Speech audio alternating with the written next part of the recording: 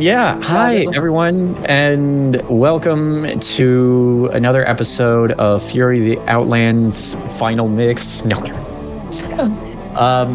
I am your Dungeon Master Dan. I'm a theater freak and a tabletop RPG geek, and today is actually the 14th episode of this campaign. I know I said that last week, but because of how short it was, that it's not canon. That was 13 and a half. That was also on my fault. Anyway, yeah. Honestly, it didn't matter too much because it was. I'll explain later. Before we get into the campaign, once again with the plugins, if you want to know what our life is like outside of the campaign, not necessarily out of D&D because we're fucking nerds, go over on Spotify and look up the podcast Guys. I don't know what the fuck happened yesterday because I was at a sleepover / going to a party event. I was too drunk to even fucking walk, man. Okay. Oh God. I don't think that was true, Angel. I was on the podcast. I don't even remember what happened. You're gonna have to carry me on this one. He was completely intoxicated. I was not about the party. I don't know. Okay, so probably not a good idea for kids to listen to it.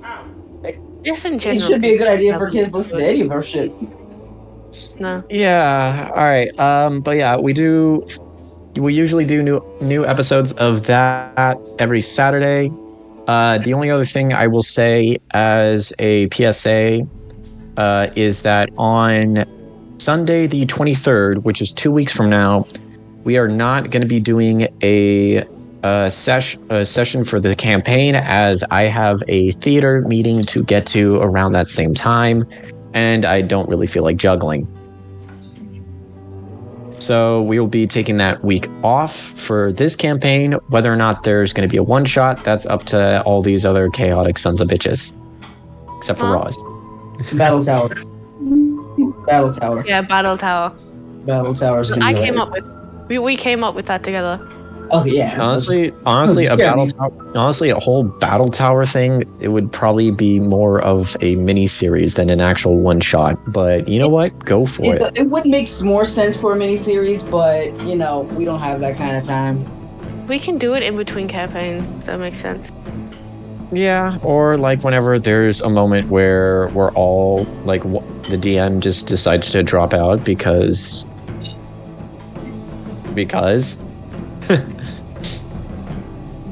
That being said, I think that's all of the announcements out of the way, and we are going to dive into a recap of what the fuck's been going on. So, after a whole kerfuckle of dealing with a escort mission kind of gone wrong within Wyvernack territory, Arakion was called on by a member of the Wyvernacks known as Onyx the Blood Knight.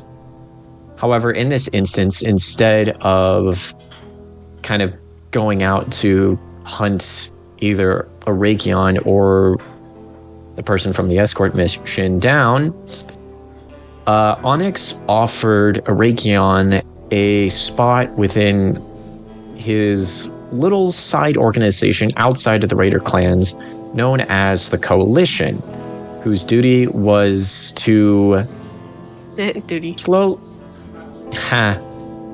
duty was to sort of start a revolution against the Raider clans and start to create a more structured nation within the Outlands as kind of the Empire was before it fell to shit. While the proposal itself sounded very valid, everyone knew that Onyx was sketchy as shit, so plan was devised to where Arakion would join the Coalition, but also, for lack of better words, keep Onyx in check and kick his ass whenever things actually start to look more sketch than they should. Arakion and the party's first mission for supporting the Coalition relied into the Spelltech Raider in various different steps. The main thing was to try and align members of either the Iron Marauders or the Night Heralds to join the coalition to strengthen their numbers. Arakion decided to go with the Night Heralds as they were a little more diminished because of the attack on the Crescent Hollow. But seen as Arakion is not really liked by the Night Heralds, plan was to offer up their services to hunt down the Spelltech Raider, as well as the shape-shifting gunslinger Liza, as during the attack, she was the one who actually let the Spelltech Raider within the Crescent Hollow to decimate their population. As of right now, the party is traversing across the Outlands once more, making their way into Night Herald territory in hopes that shit may or may not hit the fan. But that's what this episode is for. So, at this point, you guys are still on the road. Arakion, Big B, Yuri, you guys are in the cruiser. Icarus, you're on top of Nugget, as always. You cannot. You're not leaving your. Okay, you know what? But okay, before we continue, there is some sad news about Nugget. Where Nugget came from. Oh no. McDonald's. No, he's not dead. The horse got injured, and so I used to work at a racing stable, and that's the horse I liked and took care of. He's getting sold, and they tried to sell him to me, and they were gonna give him to me for free, but I have nowhere to for him to live, and so I had to say no. Oh, that's awful. So, you had to let real life Nugget go. And I was like, so sad. So I ate KFC. All right. Wait, we're talking about in game, correct? No, we're talking about in real life. There's an actual reason why Lou wanted a mechanical horse named Nugget, and that was the reason, because he does actually work in a horse stable, and his favorite horse working there. So I couldn't exactly follow. Well, I completely and utterly apologize for my McDonald's comment from earlier. I retract I'm gonna kill you. I didn't know that was real. I did not hear that You part. enjoy death. Okay. I already do. All right.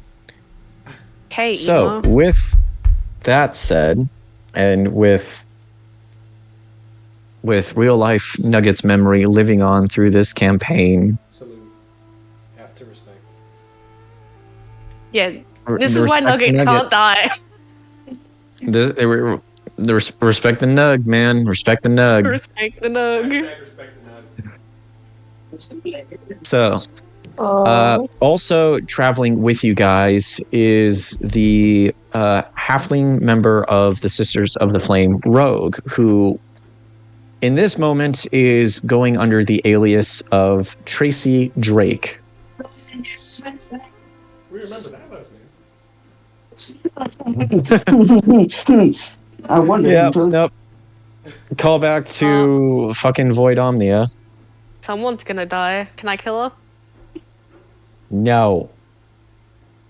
So, with that said, is there anything that the party kind of wants to do as you guys are traveling through the territory? Because at this point, let me actually bring a map up. You're not killing the halfling.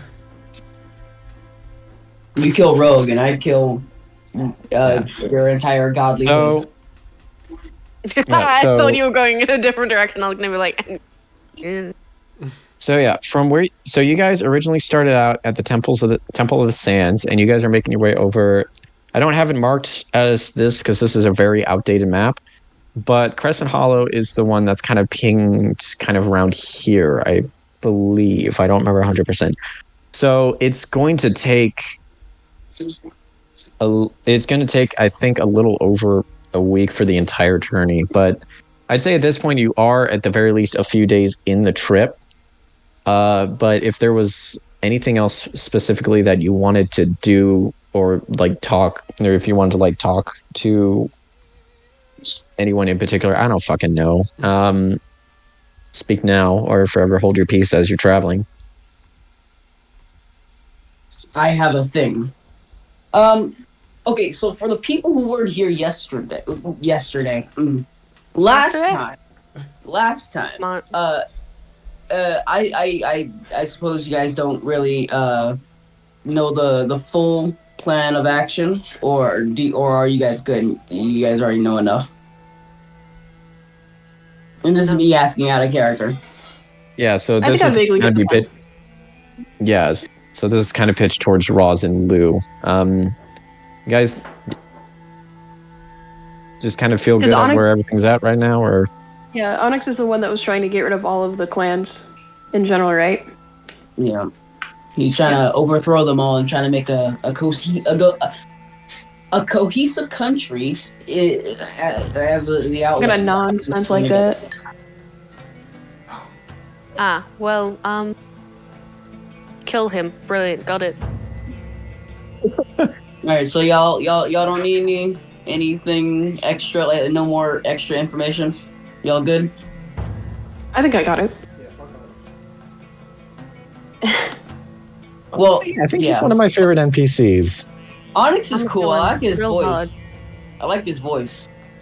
Well, yeah, honestly, okay, to be Donald fair, Trump. I got... No, he's kind of like the ghoul from the Fallout TV show if he was a swordsman. So everyone wants to fuck him, got it. Alright, we're gonna move away from that.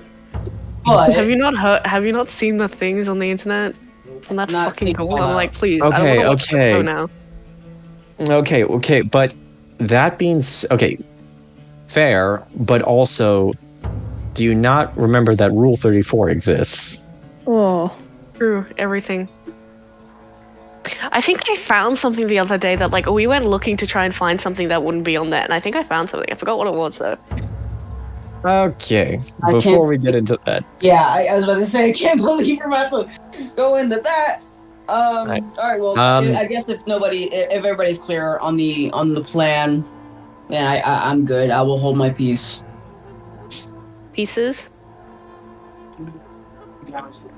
Well, I mean, So- I don't call Arakion being chopped up into itty bitty pieces. Yeah, no, that was the Fenkayan. Good times. Good ass times.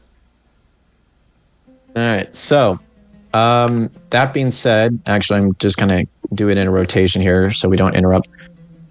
Yuri, is there anything that you wanted to do specifically during the like week or so of traveling? Sir, no sir. All right, Icarus, what about you? Nah. All right, Bigby, Nope, all good. and then Arakion. For the good of people kind, I will respectfully stay out of this one. All right, so Hey. all right, so at that point, you continue your journey for the most part in silence. Awkwardly, no. But yeah, no, you go through your entire journey. I'm not gonna make you do really survival checks for the most part on this end, but I will say as you get close to sort of the end, within the last, like maybe when you're about 3 days out, you guys are like sort of, I will say at this point, you're 3 days out and you start to set up camp for the night. Who is actually going to be taking, who's actually going to be sort of taking first watch in this bout? I call. All right. Give me a perception check. Good thing I'm good at that. Don't look at that. All right, let's not. All right. Yeah, no, you are sort of taking the watch, and like you're seeing the sun start to set. Don't really notice anything out of the ordinary. Who's going to be taking second? I will. All right, Bigby, roll a perception check. Okay.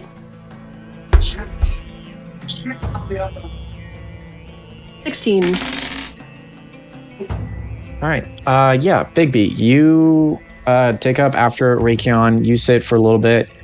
About maybe a couple of hours into your shift, you do notice that there is what looks to be some form of a light kind of making its way towards you. And as it begins to get closer, you do hear the sound of a engine roaring. That sounds like it's someone that's on a Spelltech runner, making its way kind of close towards you guys. Okay, I'm gonna wake up Arakion first, and then as Arakion's getting up, I'll wake up everybody else. All right.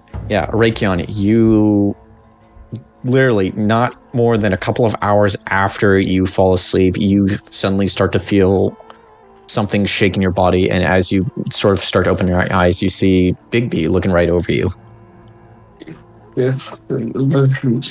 Starlight. What's up? What's going on? There's something approaching. Some kind of vehicle. I assume that as soon as he looks over, you can just see the blaring light blasting him in the face.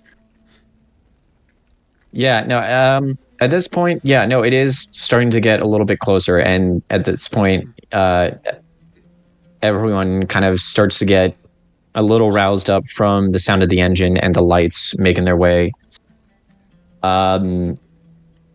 Yeah, Raytheon's gonna immediately pull out his gun, as usual. True blue American. Raytheon goes for the Raytheon goes for the gun. What about everyone else? I'll also get my weapon ready. Grabs his axe. All right. Is Icarus awake? I'd say at this point you are awake, yes. From the sound of the engine and from the light kind of being pointed in your direction. Is there like he's gonna go like grab his scythe and just like hide somewhere where he wouldn't be seen, in case he needs to stealth attack. So yeah, no, you all grab your stuff, and within a few more minutes, you see the bike start to make its way kind of around the edge of your camp, swerve a little bit so the light's not pointed right at your direction. And as it begins to die down and you see the figure sort of coming out, you see Arakion and actually Icarus. You two recognize this figure. It's of... and for everyone else, you see a figure that looks to be humanoid for sure, definitely humanoid for sure, a bit on the sort of taller, muscular side, would kind of be seen as a normal human, but the one thing you do see is that this guy has sort of like semi-glowing orangish red eyes. Icarus and Arakion, this is the Night Herald Zaracriel. Okay, Icarus just pops out from behind the car like, hi. Okay, here, you're gonna have to, okay. Did we have bad blood last time we saw each other? Last time you saw Zaracriel, Arakion, was the last time you met up with the members of the coalition, with Onyx, Charisse, a couple of the others. Yeah. Zaracriel was the one who recommended you guys head to the Night Heralds first over the Marauders. Okay, yeah, now I remember. Okay, yeah, he's gonna immediately put his... He's a good boy. Is it Yeah, he's before? gonna immediately put his weapon down. He's gonna lower it. He's not gonna put it immediately away. Yeah. Zeraquiel kind of swings one of his legs around, so then he's sort of sitting sitting on the side of his bike instead of across it, and he's like, "It's all right. Not here to take your stuff or anything." Graveswell, what are you doing here? Well, I figured since you guys are making your way back through Night Herald territory, and good chance anyone that sees you is most likely going to want to gut you. Looks over to Arakion. Thought it might be best to tag along with you to make sure that things go a little bit more on the smooth side. Plus, there's a better chance Alicia is going to listen to me more than the rest of you.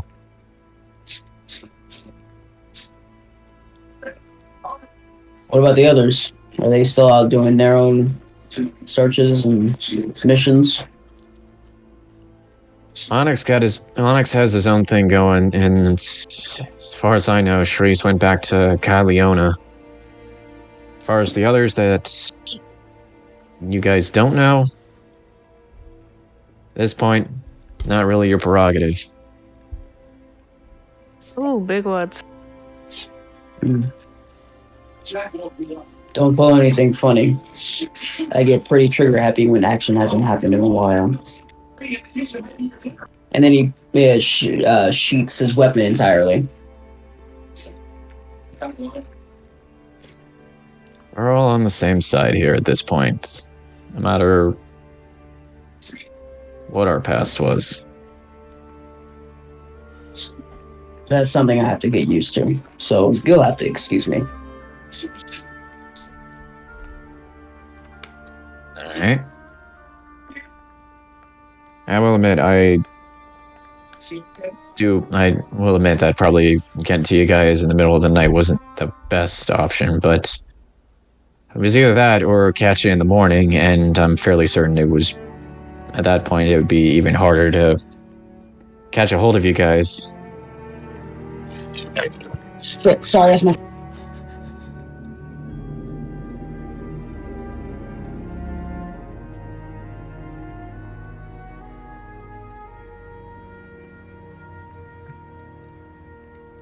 You see also at sort of the other end, Rogue is just now starting to get up, is rubbing her eyes and is like, what the fuck is going... Oh, another person. Alright. Goes back to sleep.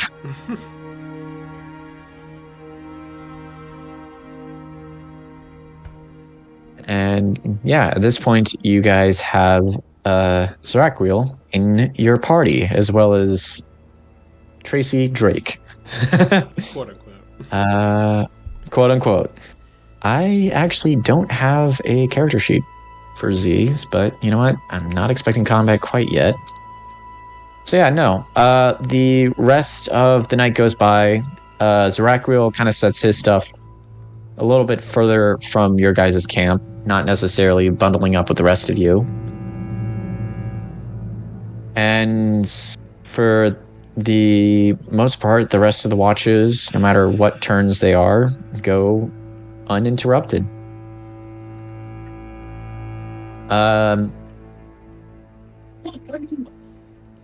Yeah, no, and then after that, you guys kind of make your way back on the road again. Eventually, after about another day or so, you do manage to once again make your way back into these sort of outskirts of the Night Herald territory, where actually, I want everyone to give me a perception check. Oh, I just got comfy. That's rude. Oh, yeah. Oh, fuck yeah, baby. We're back in the gauntlet.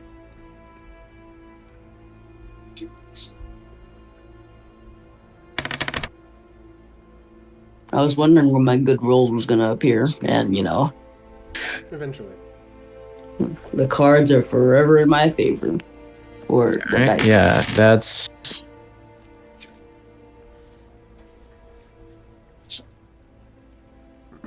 Okay, yeah. Arakion with the 23, Yuri with the 18, Icarus with the 10, and Big B, did you roll yet, or? Sorry, one sec. Yeah, no worries. Oh, 21. Uh-oh. So yeah. So in this, you notice that as you're sort of traversing through the outskirts to like the inner area, like you catch like every once in a bit someone who looks like they might be Night Heralds, but like as soon as they sort of maybe catch you, they catch you in their sights, they kind of look. They don't necessarily look the other way, but they don't seem like they don't seem to always make their way towards you. Like every once in a bit, there might be one that starts to approach, then stops, and then just kind of heads on back. But as of right now, none of them are actually making their way towards you. About another couple of days go by, and you guys make your way back into the deeper end of Night Herald territory, closer to Crescent Hollow. At this point, you guys are definitely catching more eyes while you're on the road. You see Zeraquiel every once in a bit grab a sending stone from his bike, put it to his mouth, and you see like everyone that's like giving you eyes starts to like make their way, starts to like move away from you guys and whatnot.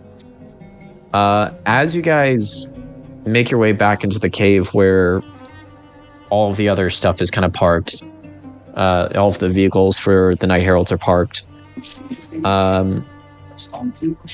You see at this point, a lot of this cave section is more empty than it used to be. You see there are fewer vehicles kind of parked within the area. And you also see that there are some that are decently like heavily damaged. And as you guys kind of make your way through the cave, through the tunnels, back into the Crescent Hollow, you see that sort of the whole damage aspect that you saw within the caves doesn't just end there. You see that there are sections of the hollow itself that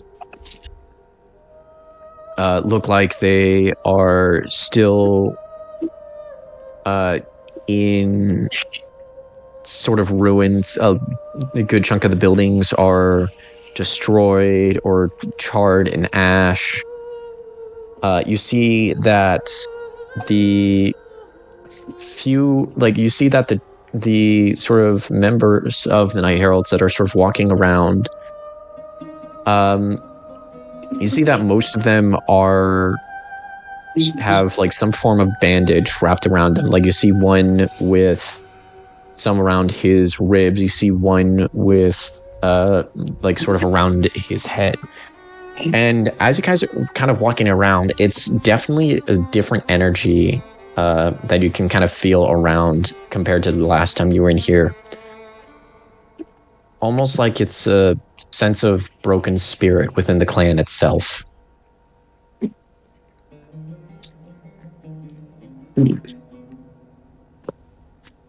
Aricon's not really gonna comment on that. He's just mostly really looking at the desolate nature of everything.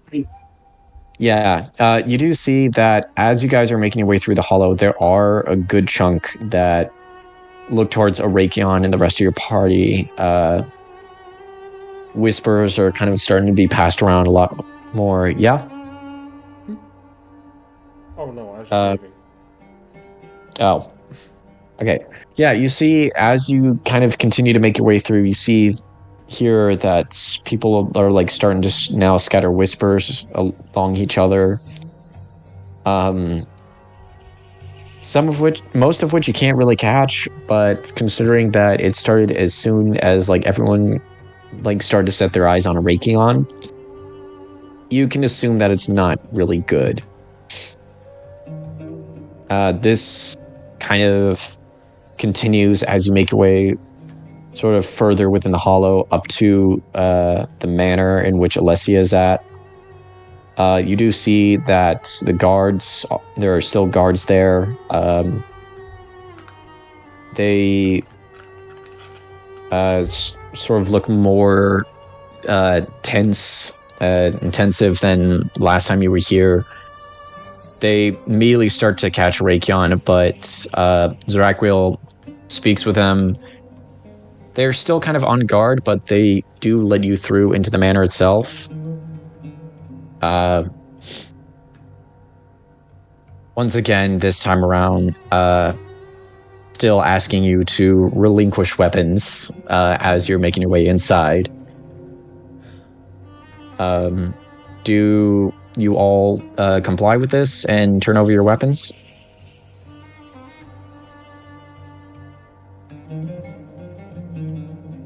You're muted, bud.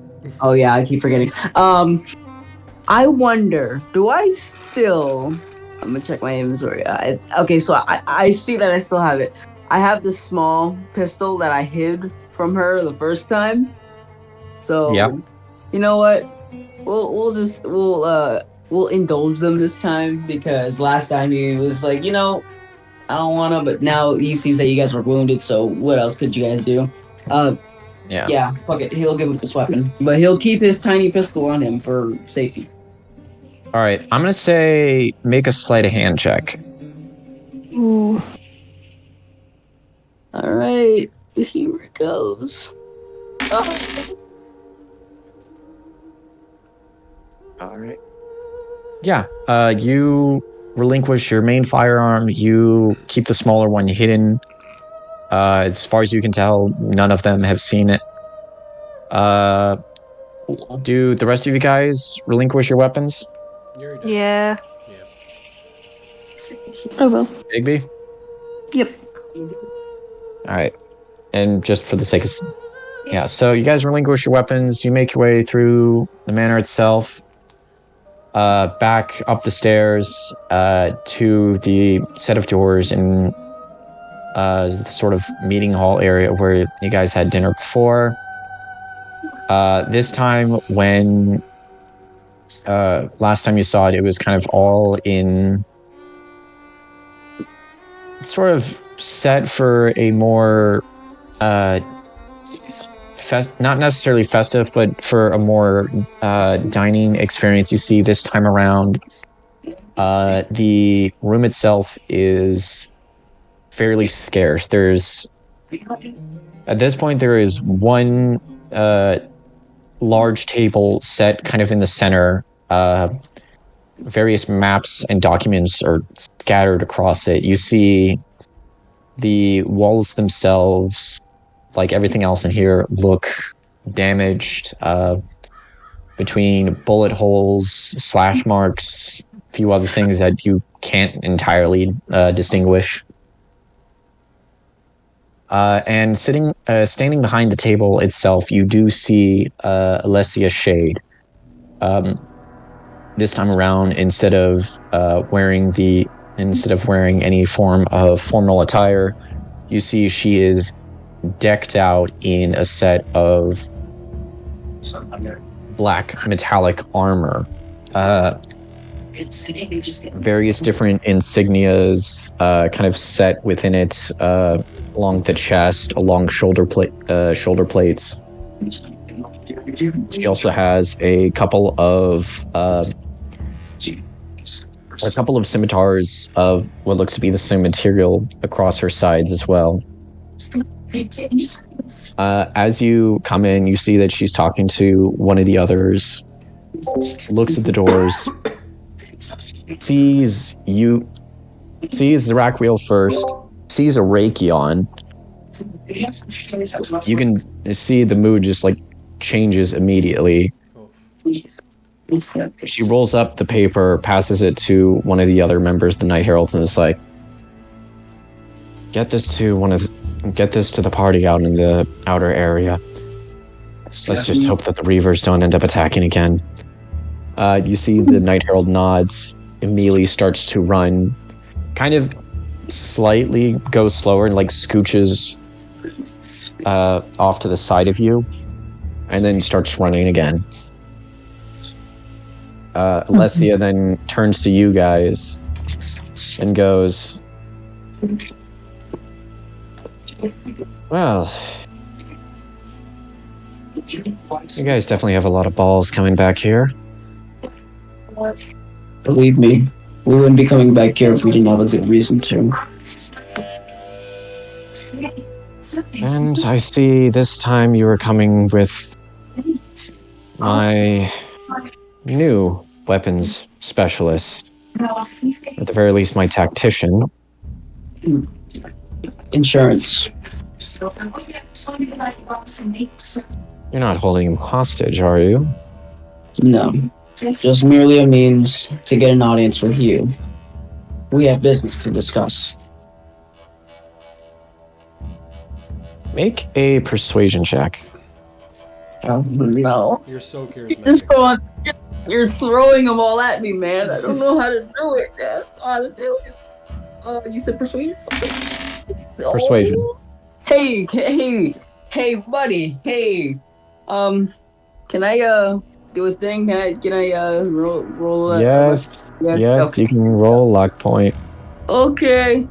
Thank you. Oh, fuck me. God damn it. Okay, you know what? Never mind. I'm not wasting any more. Alright, take off the charge.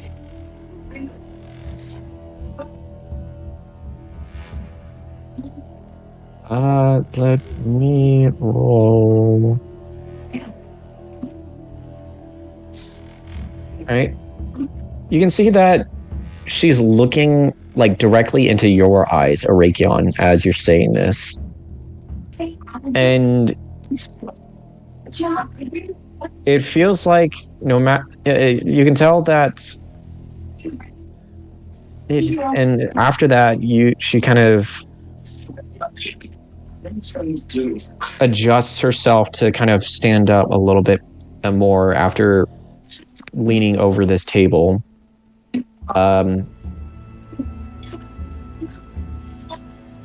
Just kind of opens, does this sort of motion to her hand to sort of the other end of the table close to her, and is like, well, you're here, you're not dead, so what is it you have to say? You're gonna want to sit down for this one. I'd rather stand, thank you. See yourself. Well, as you are definitely aware of, this place was ransacked by a special someone that we know all about. Good old Spelltech Raider. And believe me, I know more than you would care to think. then you would know that it was Liza, the one who sent that thing to come and harm this place you call home.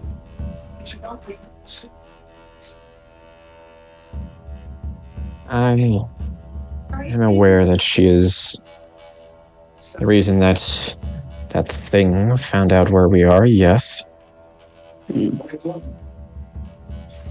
Well, that plays a big role in the thing that he points to Zeraquiel and I have come to talk to you about. We want to do you a big solid in exchange for one. We would like to offer to take down this raider, along with bringing Liza back into your own custody, if, well, maybe Zeraquiel want to explain this one. You see Zeraquiel kind of step out and goes, there is a group that is wanting to try and step away from the savage aspects of what the Outlands has become over the last couple hundred of years.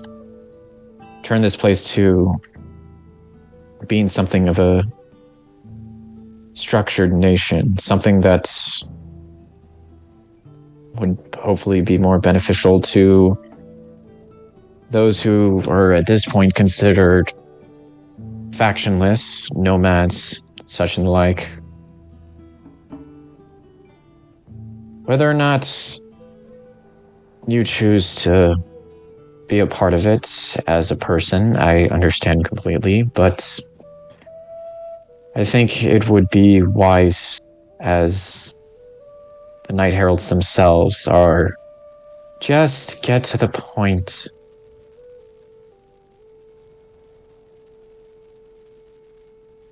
We want the Night Heralds to be a part of the coalition. I'm gonna do a roll here.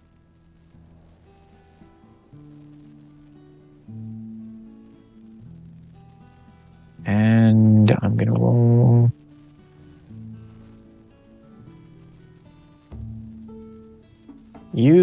Actually, let me do one more.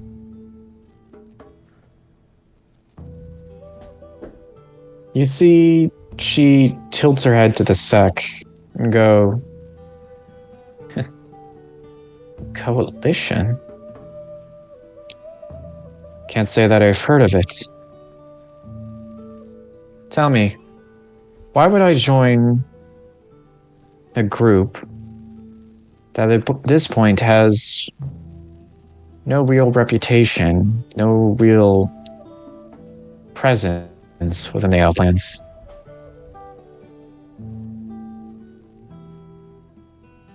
Well, you would be surprised to know that our little group happens to be full with talented folk, I may say.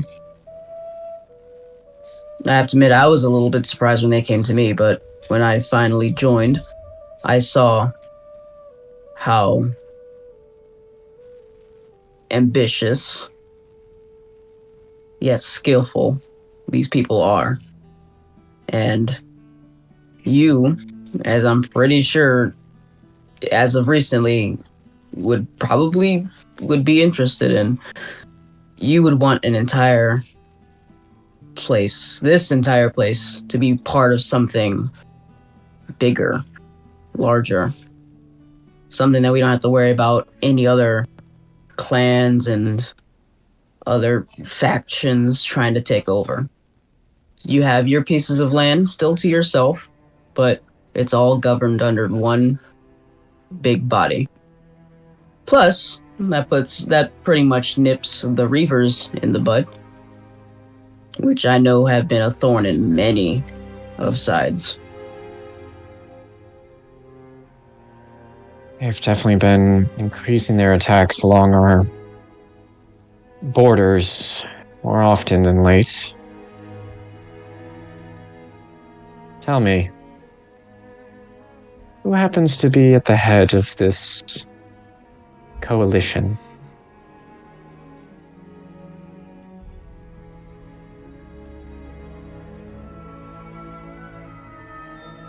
Really quickly, what's his last name? Onyx?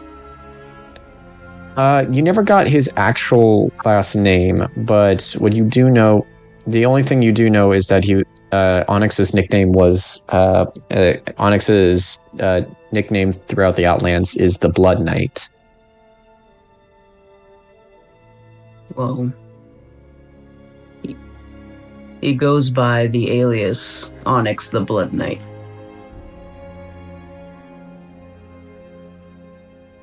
Roll me another persuasion check. God damn it. God damn it! Alright, you know what? Let's do it. You got it. Run it. Not the friendliest name to lead a nation with. Blood Knight. Yeah. You know, he likes blood, but guess what? He's a pretty chill guy once you get past all the curdling. Yeah, he's a blood knight, but like a chill one. You see, at the sound You see it that as soon as you say his name, Alessia scoffs. What? The Draconry that works for Gerardi Kalsumra? Well, he doesn't work for anyone as of now, and most likely as of forever on. He's on his own, and he has banded together with a bunch of other talented folk, as I said before. He's not associated with the Wyvern Axe. He's not associated with, as far as I know, anything. He's all on his own. That's a bold statement to claim, seeing as his reputation itself comes from his ties within the Wyvern Axe. I mean, the same thing could be said about me from the Lions. And do you see me standing with the Lions? The same could be said with him. The same could be said with Liza. Many people with the same talents of all these different places just so happen to gather with this little group. No ties to anybody. Except maybe, of course, cultural ties, but other than that, they're not ruled by anybody.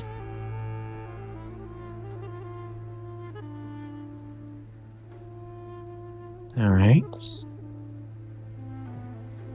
Before I give my official answer to your proposition,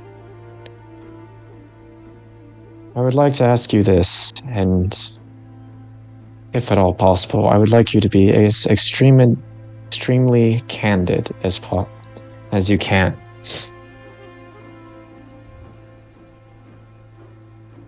Do you truly believe that these are Onyx's intentions?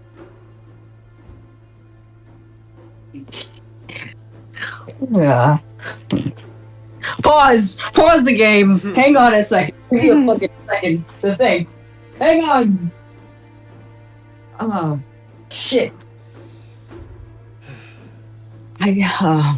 See, he does have doubts. Of course, he has all the doubts, but like, he doesn't want to say anything crazy in front of Zarakwiel, and then that'll be reported back.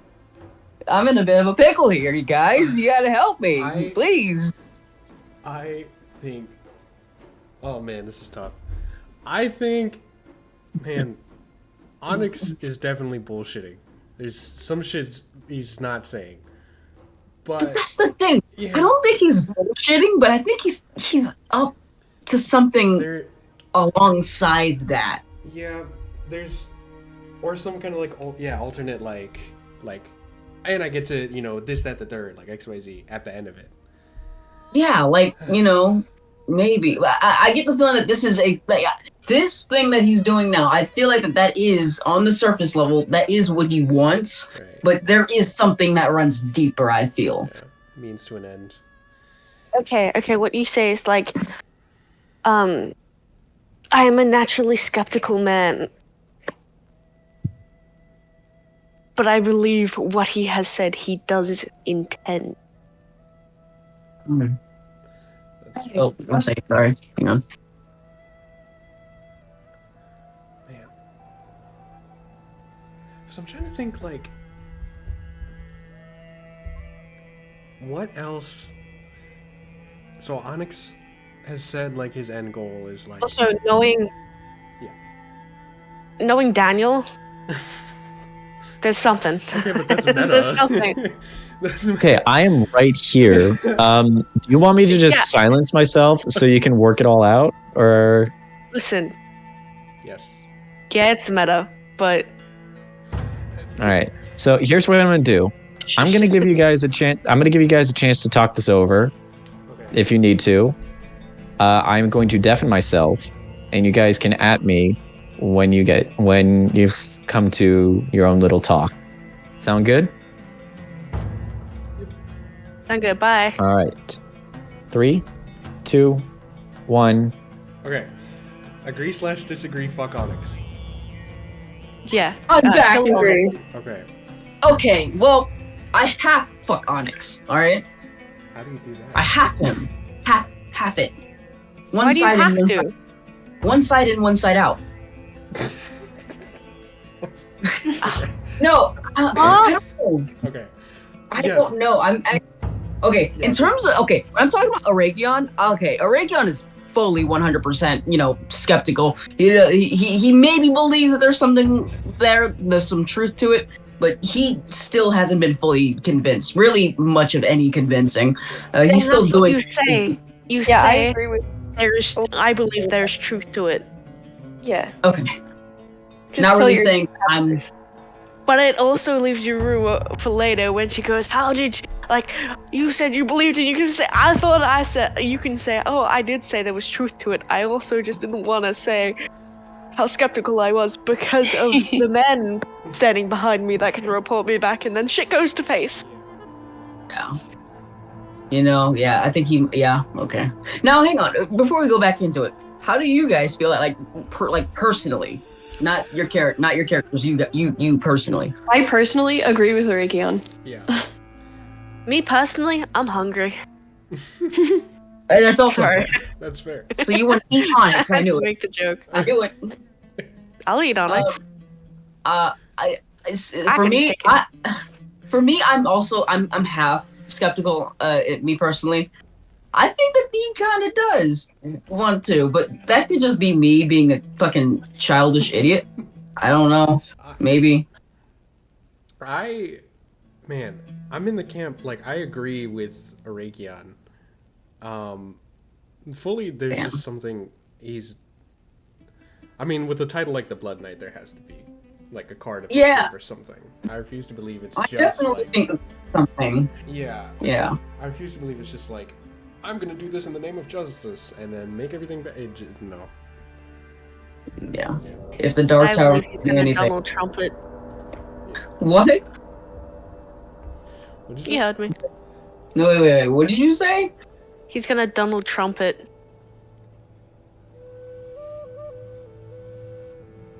Fair enough. What do you mean by that? When he's gonna build a wall all the way throughout the Outlands? Yeah, he's gonna East Outlands from West Outlands? he's gonna pick his people and then just everyone else gets fucked. Yeah, maybe I don't know, man. This is insane, man. All right, well, I know what Rakeon knows what he's gonna say. All right, Okay. thank you guys for helping me out. I just wanted to get your inputs because I don't want to be stuck in a rock and a hard place. At least now, if something goes wrong, I can blame you all for helping me. So, Wow. haha, get fucked. All right, continue. Oh yeah, call Dan. Dan, come back You call Dan. inside. I did it. Dan, Dan! come, Dan! Oh, come, good. All right. come. Dan! Dan! Dan, Dan! Dan, I'm here. I'm Welcome the here. fuck back. Dan! Dan. Shut the fuck up. All right. So, Well, that was unnecessary. The fish from Finding. Yeah, that was so rude. as you guys are, Didn't even acknowledge it. Sorry. as Alessia has said this, mainly towards Arakion, what is the answer you give? I truly believe that there is truth in what he says, in what he's going for. And he looks her dead in the eye. Shouldn't he look her alive in the eye? Sorry. Oh my god. Sigh. God, man. And I want to die after that. I'm proud of myself. All right. I'm gonna say, give me one last persuasion check. Oh, fuck. Ooh. Okay, persuasion or deception, depending on what you're truly going for here. Okay. Well, I'm not trying. Well, I mean, I guess it is kind of trying to this. I'm not gonna say anything until I take a look at it. Okay. Well, it doesn't really matter because both perception and persuasion and deception are both -1. So I think he'll just go with the deception on this one. I think. I'll assist you. Am I gonna have to like speak up to make sure that this doesn't go to shit? No, because Why? I guess what? I got a fucking 18, baby. Also, I just realized I'm the charisma person. Why are you doing all the talking? Because Alessia is more mad at Arakion than she is at you. That's true. If I don't explain myself, then we'll be kicked out. Icarus And is not in a just good a way. little baby.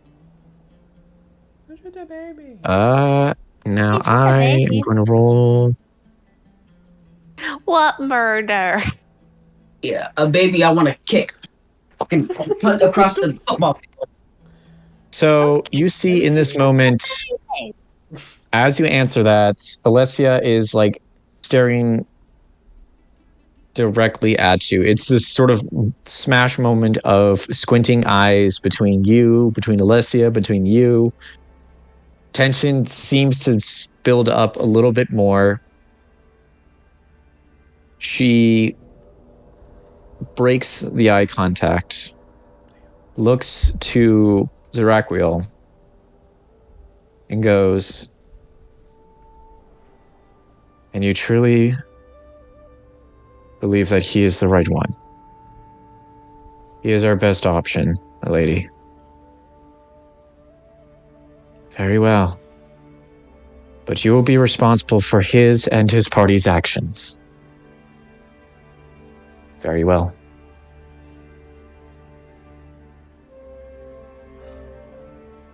Alessia then turns to the rest of you and goes, "I am not entirely sure how much I would support this whole endeavor behind Onyx, but I will say at the very least, any help in dealing with the Spelltech Raider is very much necessary."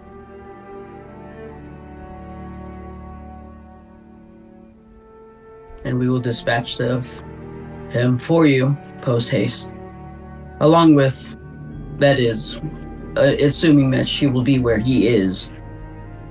We'll bring her back along in custody, to your custody. Alive, if possible. I will make my hardest attempt to, but I have to warn you that if she becomes hysterical, I will have to do what I must. So be it.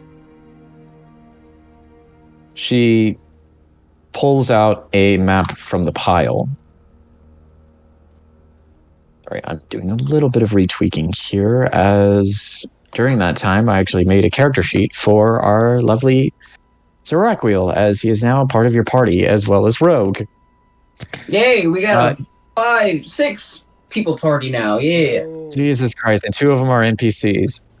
You see Alessia pull out a map. It is of the Outlands, but it looks like most of the details are within the Night Herald territory or so. And she points to a marker that's a little bit further north, and she goes, "From what we gathered, the Spelltech Raider isn't working by himself. He has someone other than Liza.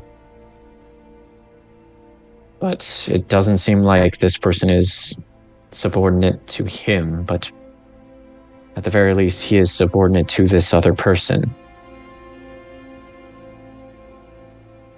From what I can gather, this contact of theirs is somewhere within the settlement of Graveswell, which is still within Night Herald territory, but it also borders within Nine Marauders to a certain extent. If you can make your way there and find this contact of the Raiders, maybe they will be able to tell you where he is. Whether or not it will actually work, that's entirely up to you at this point.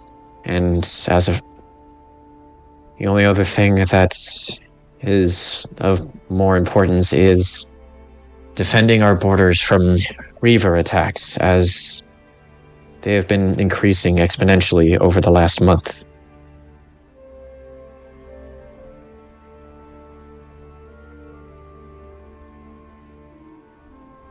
Okay.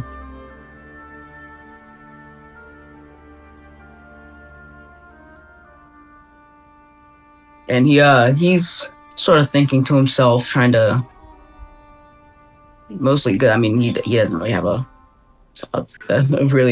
much of a good memory, so he's really trying to put all this away.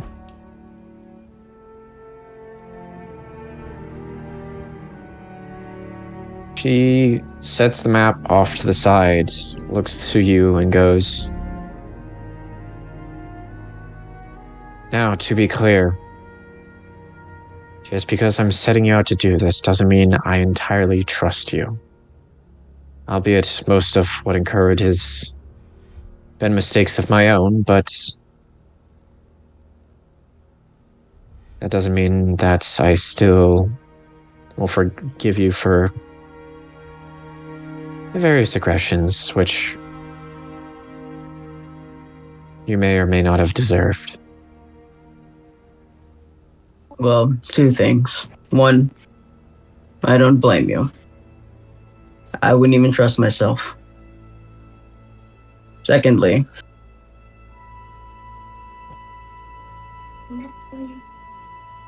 forget it. Anyways, Very well.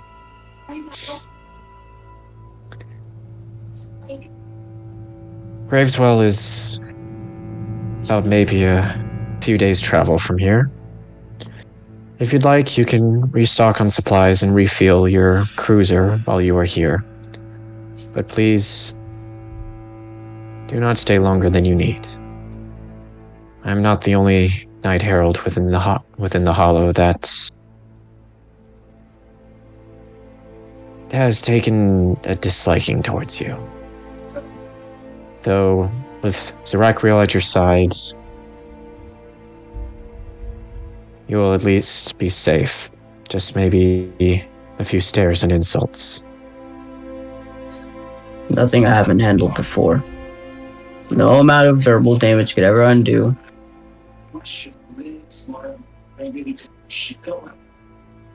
Well then, make your way, and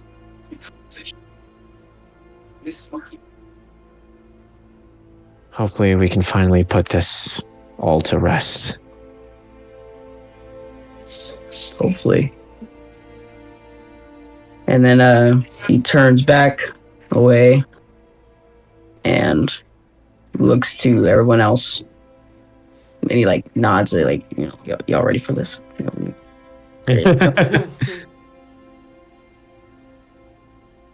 I'll be right back. I'm just moving upstairs.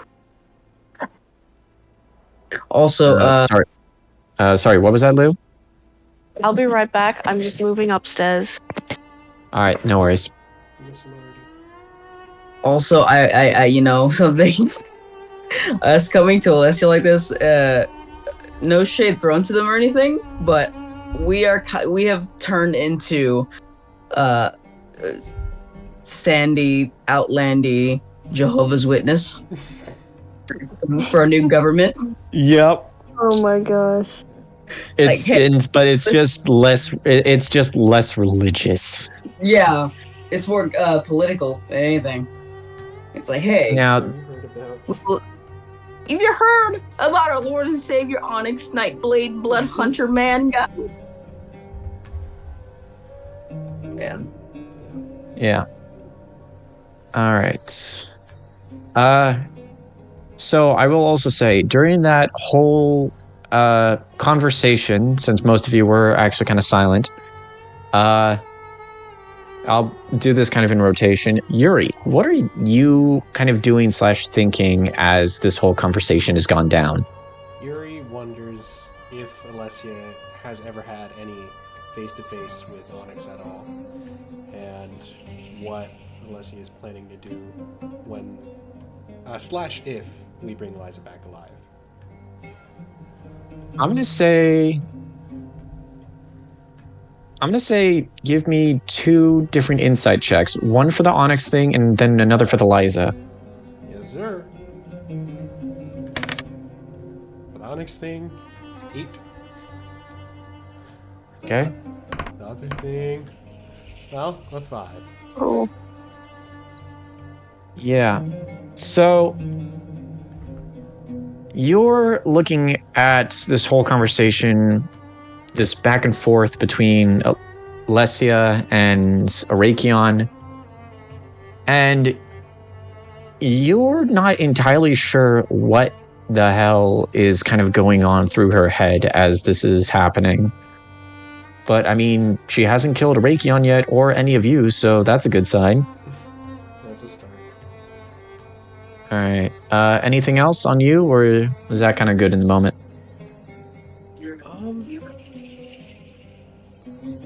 No, I think I'm good. All right. Icarus, you all finally set up again? Or you still need a minute?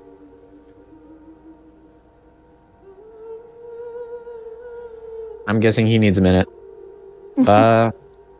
Jumping over that. Big B, what about you? I'm sort of wondering, if she's actually gonna help us out at all if we get Liza. It's yeah, I'm gonna say roll me an insight check. You're insightful. Okay. I'm insightful. 11.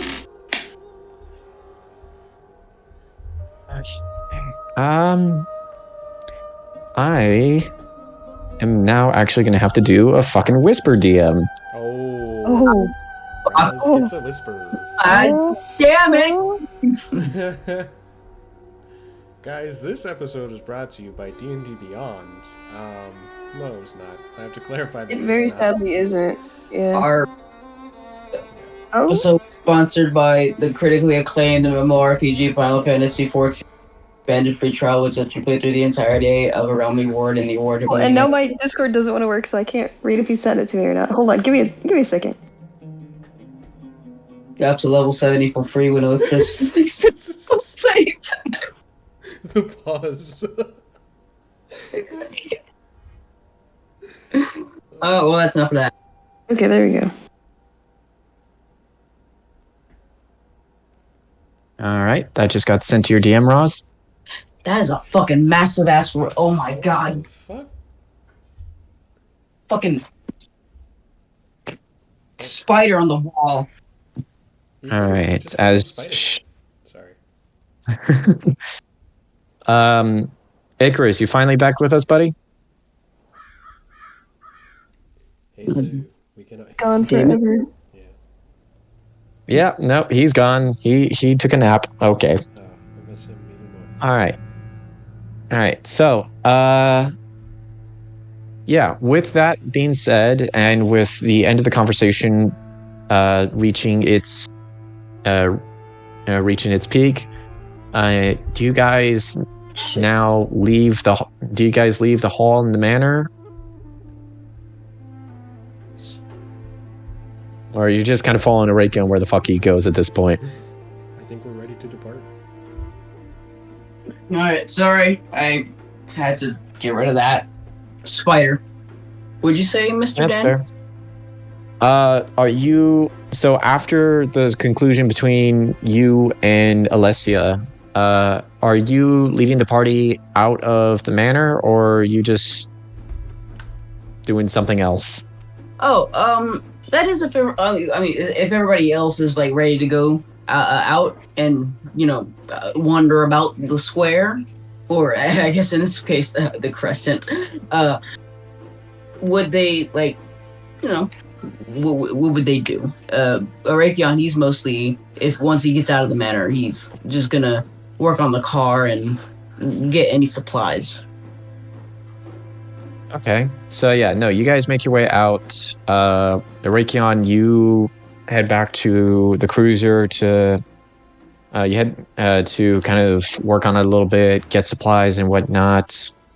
You Yuri, are you staying with Arakion, or are you going to be kind of walking around or doing whatever? Shit, sorry.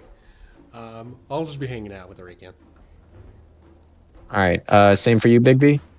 Yeah, it's me. Of course, I'll be with Hurricane. Yeah. Icarus, you back yet? Oh, Icarus fucking despises me, so he'd be like, I'm gonna go chill with my friends, my real friends, the enemies that are around us trying to kill us. All right. So yeah, no, you guys kind of stay by the crew and kind of still together, stocking up on supplies, fuel and whatnot. Zorakriel and Tracy still stay with you during this time. Zorakriel more than anything because he's the only guarantee that you guys will actually get out and just only get people whispering around you. I'd say at this point, maybe half an hour to 45 minutes goes by. You restock and refuel and are about ready to make your way back out. You know, I like to think that during this time, as we were like, you know, during this downtime, I like to think that Arakion was asking Bigby and Yuri for tools, and occasionally they would hand him the wrong tool. Yeah. So it'd be like this sort of comedic little thing where he's like, "Hey, get the! I said they 3/8, not the 7 3/3." I have You no know. idea what that looks like. It's in the box. It's in the box. Which box? All of them. Check all I of haven't them. seen you use that in like months. Yeah, I feel like Bigby would only give you the wrong tool to mess with you a little bit because he'd probably have a better idea of what's in your toolbox than Yuri. But yeah, Yuri just has no idea what he's doing. Like, he's giving you a hammer when you're asking for a wrench. Give me a wrench. He's No, not he's mistaken a fucking screw cap for an energy cell. mistaken screws for nails. Screws for nails. Hubcaps for energy energy cells. Had empty Man. notebooks. Really stuck on those energy cells. Ian looks Well, at I mean, Bigby how and else is are you gonna get the car to go? It's this one for sure. It's definitely this one for sure. That's no, a lot. little to the left in that box. How many fucking boxes do you guys have? Did you check the other side? Creepy. Other side? I didn't know there was another side. Fucking lifts up the second truck and there's like more boxes. Oh yeah. Oh my god. God. Oh, Yeah, no, you're just watching. There's like compartments upon compartments of tools popping out. It's like watching Dean Winchester pull hunting gear out of his fucking car, but just with tools. I have no idea. he's like, hey, I got a gun. I got more guns. I got another gun. Oh, here's a wrench. Yeah, no, I got- yeah, like one in every third is just a bunch of like Smith's tool, like firearm tools and like parts and whatnot. And it's just like, what the fuck is this thing? Yeah. He's definitely one of those people who would have like the storage compartments like really junky. So like even if you tried to put the most mundane thing in the trunk just for storage, it would inevitably be lost within the sea of mechanical items and stuff that are like Yeah, no, with as much bumping around as you guys go through, just traversing across the Outlands, yeah, there's a good chance that anything you put in there is going to be lost within one trip. It's a good thing I have my bag of holding for anything crazy. Yuri, Materialize anything I want that I put in there. at the very end, at the literal last possible second, he'll be like, all right, I think I've got to hang on this now. So what do you need next? Nothing gets done. And then you see like the car is like, it like has little. You know how like in cartoons where like when a place is clean, you'll see like little sparkles around it showing that it's clean. It's good. You just see that. Yeah. He's like, oh. So, no, about 45 minutes goes by. You guys are all set in terms of the car. What would you guys like to do now? Well, he's gonna like after that, he's gonna look at the map and he's gonna ask everyone, mostly Yuri and Big B, for well, maybe you're less Yuri and more Big B, because Big B has with me have been around the block more than Yuri has, I think. So he's gonna show the map to both of them, mostly asking Big B, but you know Yuri can join if he wants. Okay, I'm back. Hello. Oh, hey! My God, What's that up? took a while. What is his status? Good. Is your upstairs the 15th floor? No, I had to quickly help my mother with something. Oh no, you're know, fine. That's My why. job to take care of my mother. Yeah, no, you're fine. I was just digging around. Also, your voice is very, very staticky. Yeah. Yeah, no, I was about to say the same thing too. Do you have your? Yeah, I'm fixing it. Fucking Give head. me a second. God, you Yeah. lot are impatient. God Well, I'm damn. sorry. You just come in sounding like Cheese from Friends. Excuse me? From You mean Cheese. Chandler? No. Cheese, like the robot Cheese from that one episode of Friends. You remember Mac and Cheese, Joey's audition? I've never seen Friends. No. God, you I, people. I've never only watched seen. it. I don't think I saw that episode. I've seen some episodes of Friends, but I haven't seen that one. And also, I can't remember the last time Chandler sounded like a mech on steroids. Oh, he probably sounds like he's been on steroids, but that's Better? Can you hear me better? That better? Hey, what's up? You're here. Welcome back. it's better enough. Better enough? No, it's better. It's better overall. Fine like that. You don't sound like a robot anymore. I can tell you that. The fuck you mean better enough? You want to throw hands? Nate, it's fine like that.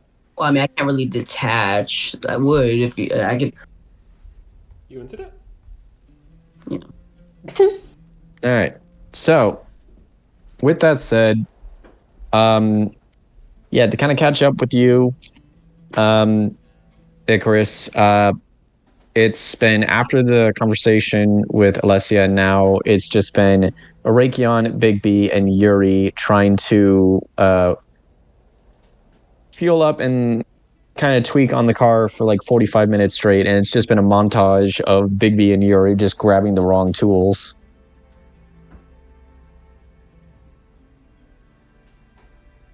So, with that, going just to kind of go around the block for everyone, Arakion, is there anything else you wanted to do while you're here at the Hollow before heading out to Graveswell? Yes. What I was gonna say before was he wanted to show Yuri and Big B the map, and plot out a proper course to ride to avoid anything crazy. All right, so let me actually pull up the map. The So best where you are, course. where you are right now is at this one here.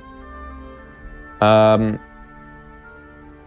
say Graveswell is probably within the forest here or so. Give Arakion, give me a. God, what do I have you roll for this?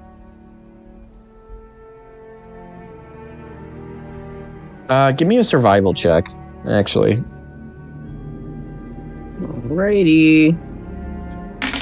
Well, Yeah. I'm just not. Not in my favorite today. I was wrong. Yeah, so as far as like things that are crazy,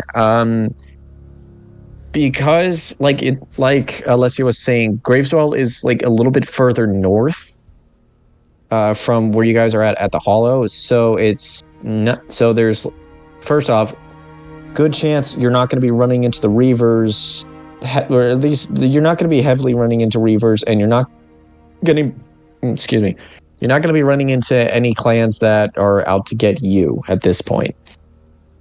Which, as of now, is technically only the Lines of the Sands, as like Wyvernax don't really, like Onyx is making sure Wyvernax don't really have any care about you at this point.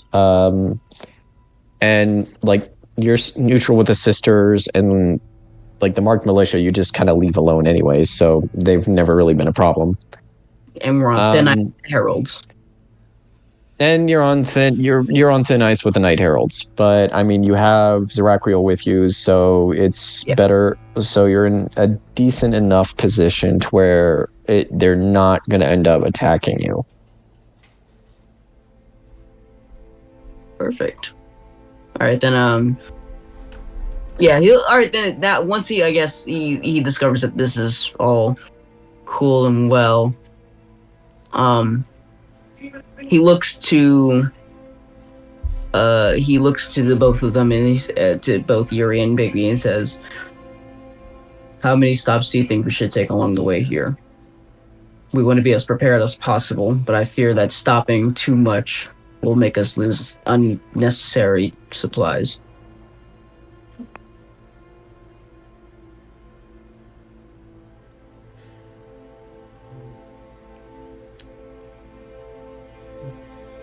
Brother, do you know how many days travel it is?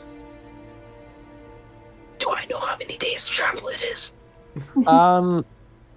I'd say it's about 3 days or so at a normal pace, and maybe 2 at a fast pace if you're like just plowing through overnight.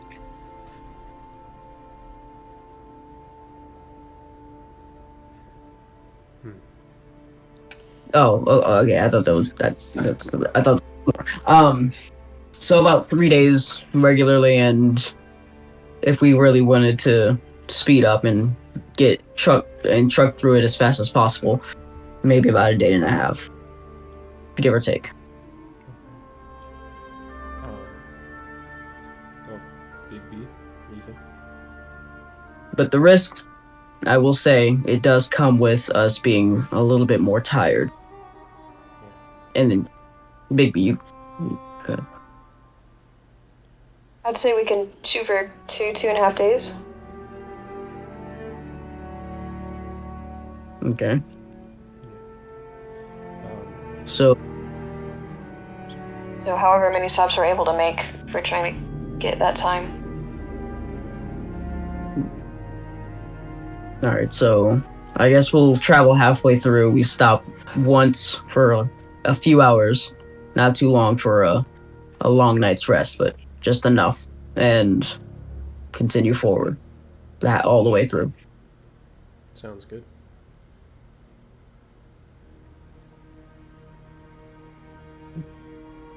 All good with you two? Works for me. Yes, sir. Alrighty then. Let's go ahead and start getting ready to move. I'll go and collect everyone else. And then yeah, he's gonna leave to go collect Icarus, and I think that's the only one who's not with us right now, isn't it? Icarus, where would you be within like the sort of 45-minute span of Arakion working on the car? No, he'd probably just be... He'd just be around. Like, I don't think he'd be doing anything specific. Alright. Yeah, no, so... grabbing Icarus... Specific. Yeah, grabbing Icarus isn't that hard. He's not that far off. You get... Yeah, Zeraquiel is literally standing by the car itself. Tracy kind of pops out and back in every once in a bit, but by the time you're finished, she's on her way back to you. Yeah. And yeah, you guys eventually all get in the cruiser, and you start to make your way out of the hollow and towards Graveswell. So during this time period, do you think any of kind of doing the rotation on this again, Arakion, during the couple of days travel to Graveswell, do you think Arakion would be doing anything whenever they take breaks and whatnot or stuff like that? Well, I mean, we're only gonna take the one break. Right. We're gonna beeline halfway and then break and then beeline it again all the way through. But no, when we do eventually stop, Raykion's not gonna do anything. Mostly try to rest up as possible.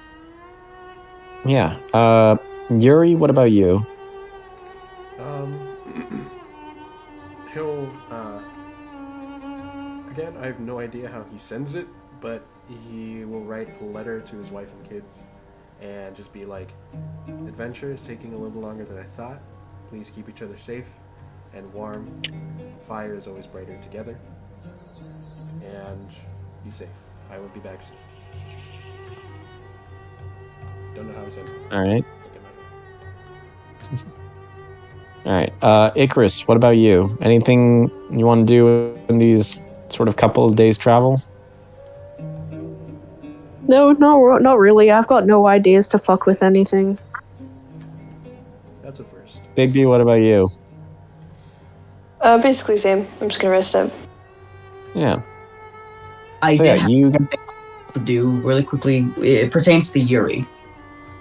Okay, go ahead. Now, okay, so Yuri, when you're writing this letter, are you doing it openly to where everyone can see you, or are you, doing it secretly, trying to hide it? No, he'll do it openly. Okay, I have a thing. So he's gonna walk up to Yuri and, for the first time, initiate his own conversation with Yuri. Oh shit! Oh my god, things are changing. And he says, "What are you up to?" Oh, just writing to the family back home. I can't help but think of them, even when we're all doing this crazy stuff. Just wanted to, hope they're doing all right. That's always nice. I honestly wish I had my family of my own to write to. The only family I have along with me, he's already with me, so I don't have to worry about sending anything. But do you know a way to? How do you plan on sending that? Do you plan to deliver that to them directly, or? Can I be honest with you, brother? You can hear him kind of scoff at the brother thing when he says brother, but he says, "Sure." He closes the book and is like, I have no idea how I'm gonna send this. Brother, are you okay? Oh god. No, you're good. Good. I have no idea how I'm gonna send this. It's more of honestly, kind of like a diary sort of thing to show to my family when I get back. I don't know. Brother, I don't know if I missed this at any point, but have you told me about your parents? Anyone back home? I have not. Nor do I think it is an appropriate time to really talk about that sort of thing, at least right now in the water that we're in. I understand.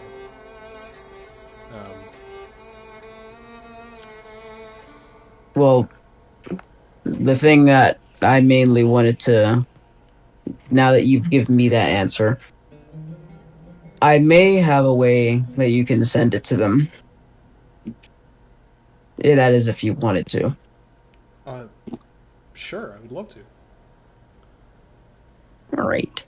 And then he's gonna do a thingy. He's gonna do something. A pretty silly thingy. What are you doing? Don't you worry. Don't you know this how? I get Yeah, man. Yeah, high five. Sorry. Yeah. All right. Wait. Do I even? No. Fucking shit. No shot. What? I thought I had it. All right. You know what? He's gonna give him a device.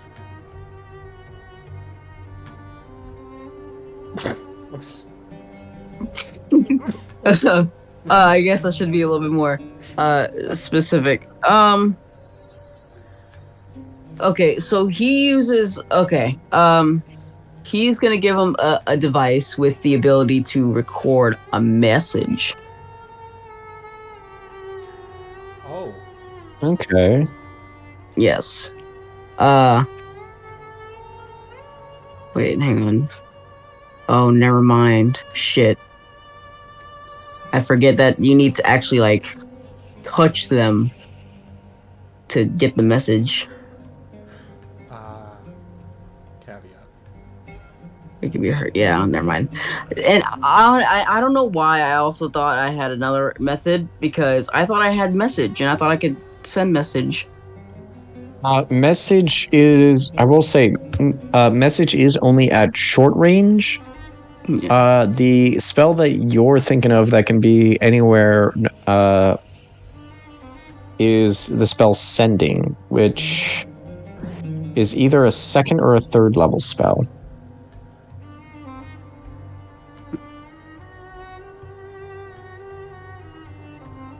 Okay. Would it be too much to ask if I, during this downtime, could I that could deliver a message aerially?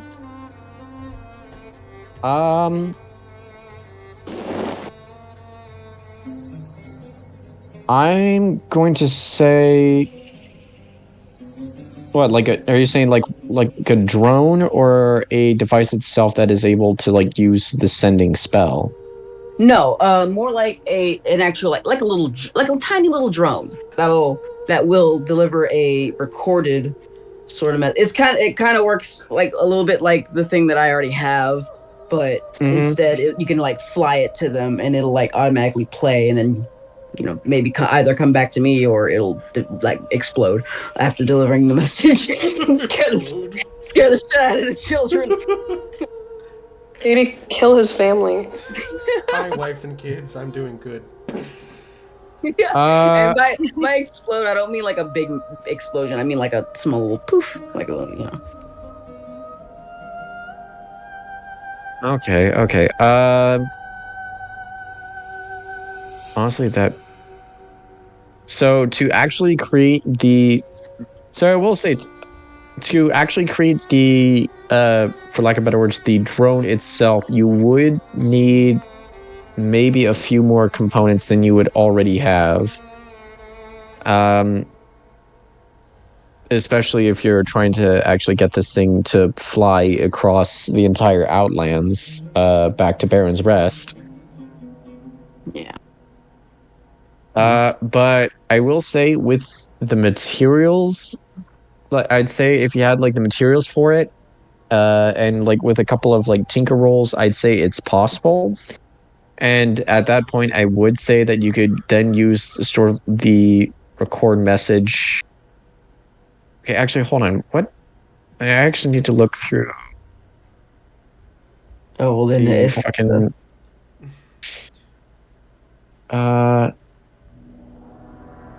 Have these tools or artisan tools in hand you didn't touch.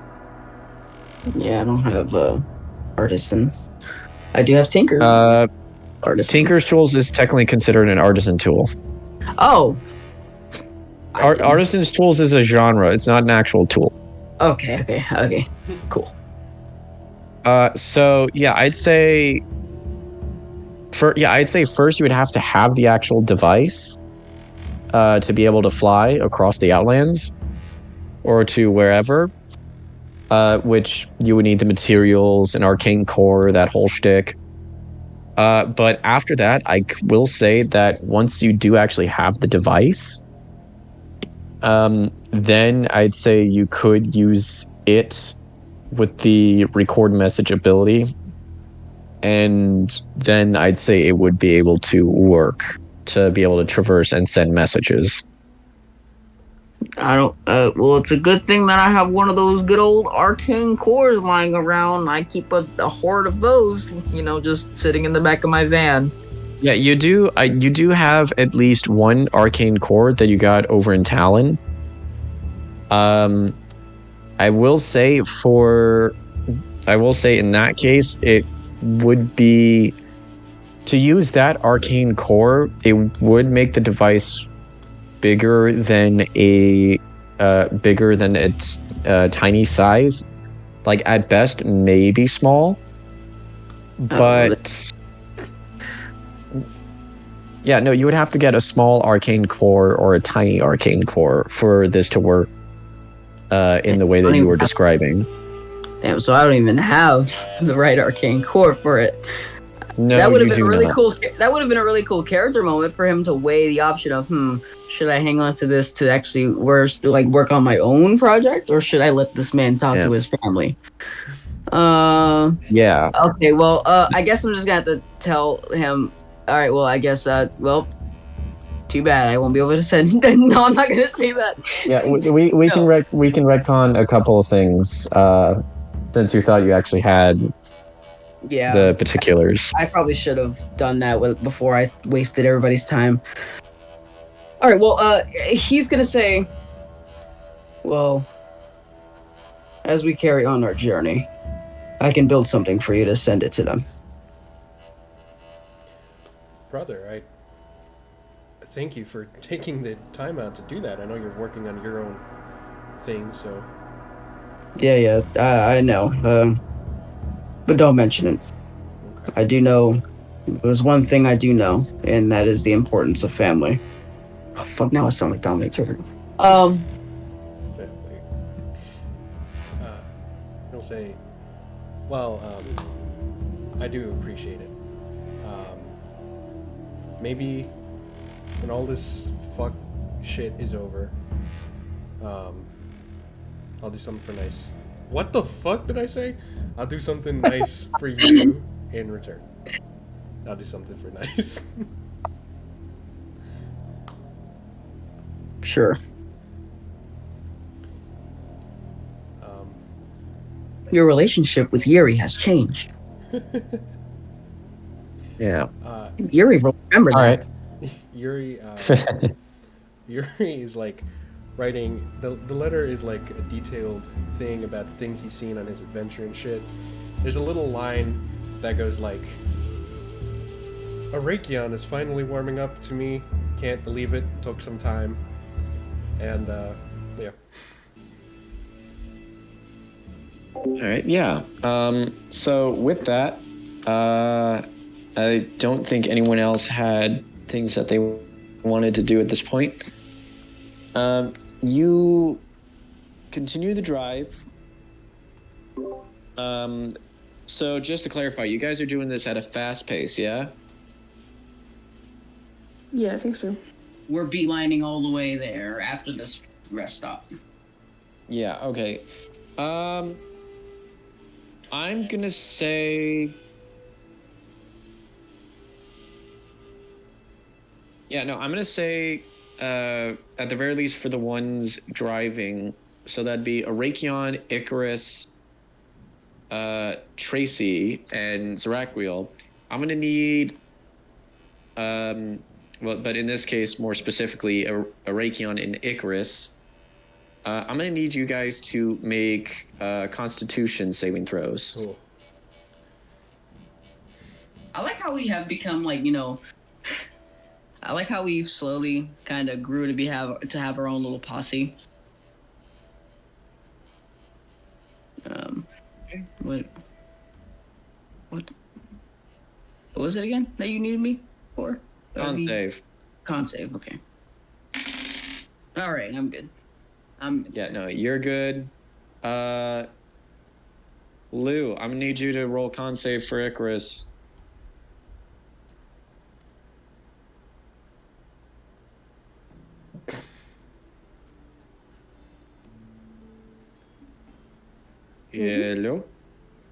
Oh man, I want to say a joke. I don't. Yeah, I'll give you $1 if you come back. Okay, he's either asleep or he doesn't really. He's muted.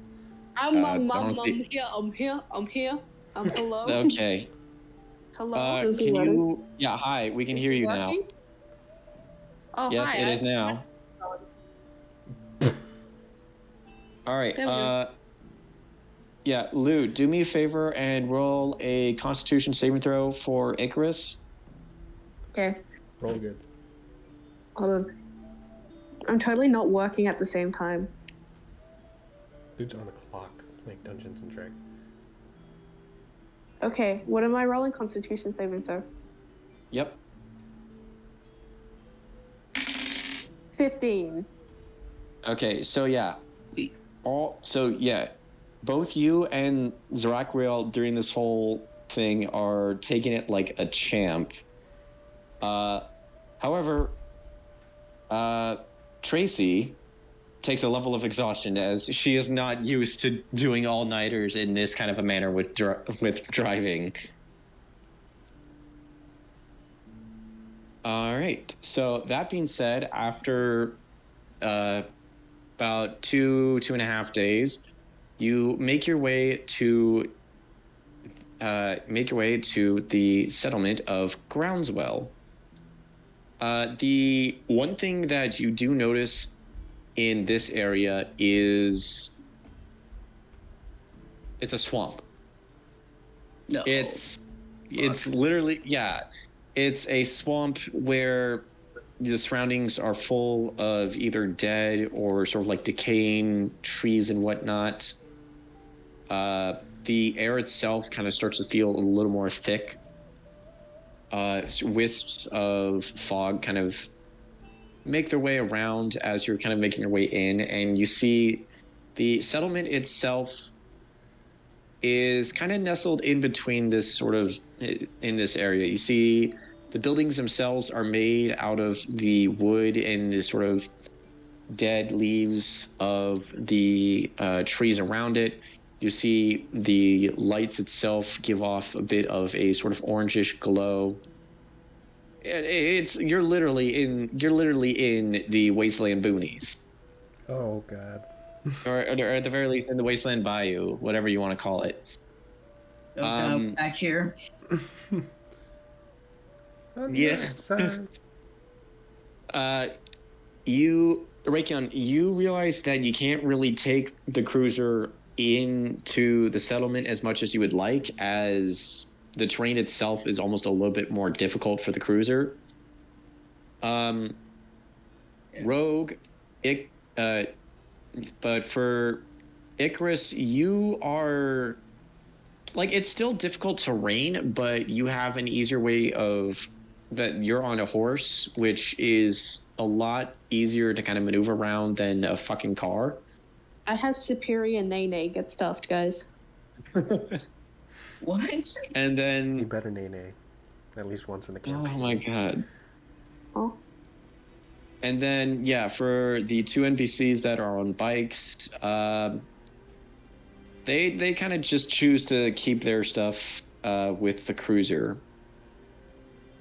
You make your way into the settlement itself, and you realize that, like, maybe, like, the mix of the population here is kind of interesting. Like, you do see, like, elves and humans and various other humanoid races, but it looks like a good part of the population here are also various different types of lizard folk and Yuan-Ti. So you see sort of like dark-skinned lizard folk. You see literal humanoid snakes with tails just kind of slithering around through the bayou and whatnot. But yeah, you guys are in the settlement of Graveswell. What would you like to do? Well, he doesn't want to get his baby wet, so that sounded bad. He doesn't want to get his car wet, so he's going to stay behind. Well, he's going to leave the car before he enters the city and the city limits and the big wet areas, and then he's gonna get out and look around mostly because he's never really seen much of this place before. Yeah, Arakion, you've probably passed by this section of the Outlands a few times before, but you are not a fan of swamp/bayou areas, so especially with your car, so you just kind of avoided this section to begin with. But as you're kind of getting out of your cruiser and taking a look around, give me a perception check. You can see things really well. I'm blind. Literally. Sorry. Literally. Dirty 20, but Yeah, so you kind of look around, you see that it's very different from sort of the settlements you've seen, even in the Crescent Hollow, within Baron's Rest, like where Baron's Rest was kind of more within a desert and like made of sandstone and whatnot.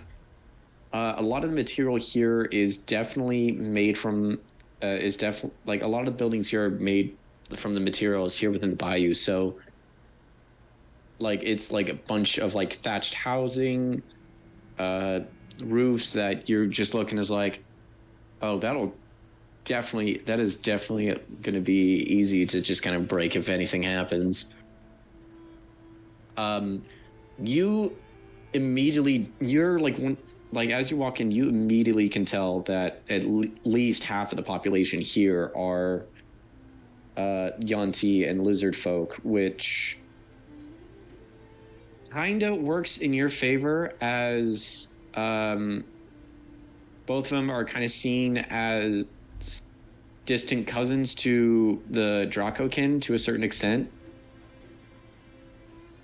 So it's not that so it's not like you're completely in a sort of foreign area. It's still somewhat familiar as you all kind of speak the same language to a certain extent, albeit maybe different dialects, where yours is more draconic. Lizard folk and Yuan-ti might end up being a bit more, for lack of better words, serpentine. But you're actually kind of impressed with how decently thriving this little settlement is for the most part.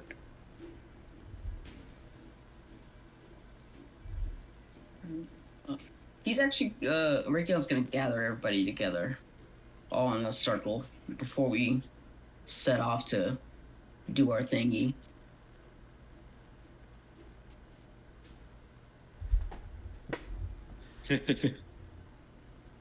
All right. So everybody's gathered. Okay.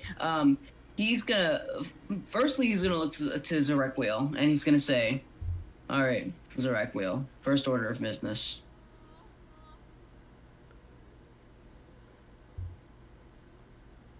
Right. Well, like Alessia said, whoever's the contact for the Spelltech Raider is settled somewhere here. Our best bet would maybe to search the inns or taverns within the area. I don't think it'd be best to just walk up to any of the local populace and be like, hey, do you know anything about this? No. Maybe we should go based on appearance, or ask around based on appearance. Right. Might also be best to keep the coalition's name out for the time being. And worst come to worst, we can just say that you guys were contracted for a job and you needed information in regards to the Spelltech Raider. If they ask, we'll just say that it's not their problems because it's not their job.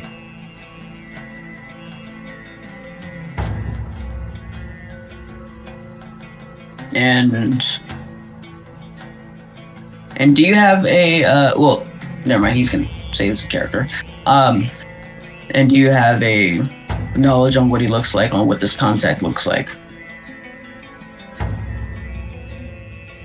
Not really. The only thing that we were able to figure out is that whoever it was possibly halfling, which, no offense to you, but this one in particular has a habit of maybe standing out in this sort of area. And Rogue is just like, wait, why would I be offended? That just made no sense. I'm not used to working with halflings, bear with me. Rogue just kind of looks to you, Rakion, just confused, just like a what the fuck face. Oh, 1 second.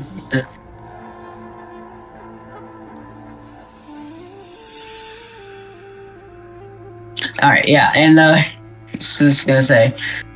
All right. Anyways, enough of that. Let's carry on. We don't have much time. I guess I suppose that we split up. There's 1, 2, 3, 4. So there's 6 of us in total, correct? Out of character. Yeah. There's you 4, Tracy, and Zarakwheel. All right. We can either split up into 2 teams of 3 or 3 teams of 2. Your choice.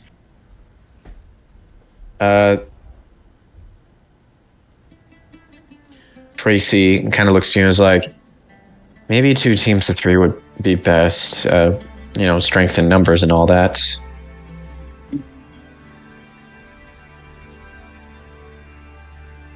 All right. Who goes first? Zarakwheel looks and is like, I can at the very least stick around. I can at the very least stick with Icarus. I say that since you and Rakion and our halfling friend here are familiar with each other, maybe having you 2 stick together is best. Yes, and I'll also take Big B. Big B. This is an undertaking of which no one has ever taken before. Would you like to come along with me? And you can even see a hint of a little bit of a smile there. A hint. Roll a charisma check for sarcasm? No.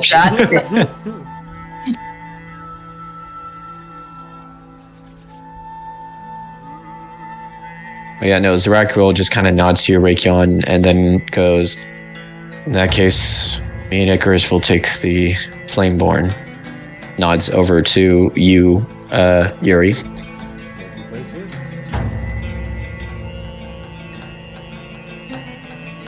All right.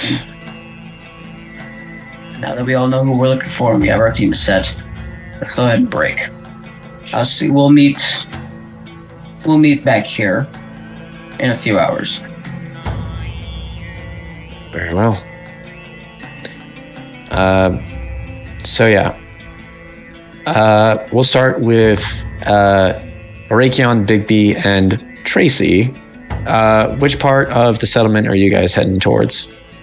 So, if we are to assume that Zarakwheel is correct in his assumption of this person being a halfling, and going based off of the halfling stereotypes, I guess, we're gonna check the place where all the tavern and hookup places are, like the most, I guess, active place in the square, I guess you would say. All right, and then with Yuri, Icarus, and Zarakwheel, What side? What are you going to be looking for, particularly in this search?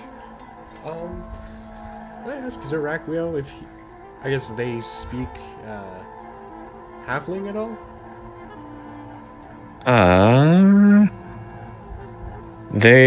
You see, he looks to you, shakes his head, and is like, "Unfortunately, not. But at least some of the." I do know maybe a couple of the locals around here, and they do speak common, so if we talk to them, we should be able to find this halfling. I speak halfling. Yet Tracy is just like, I am a halfling.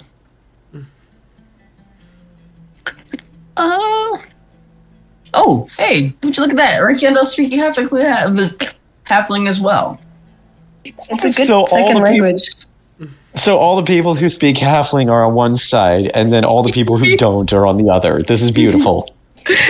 No take back. No take backs. No take backs. We're keeping this. We're keeping this. Yeah.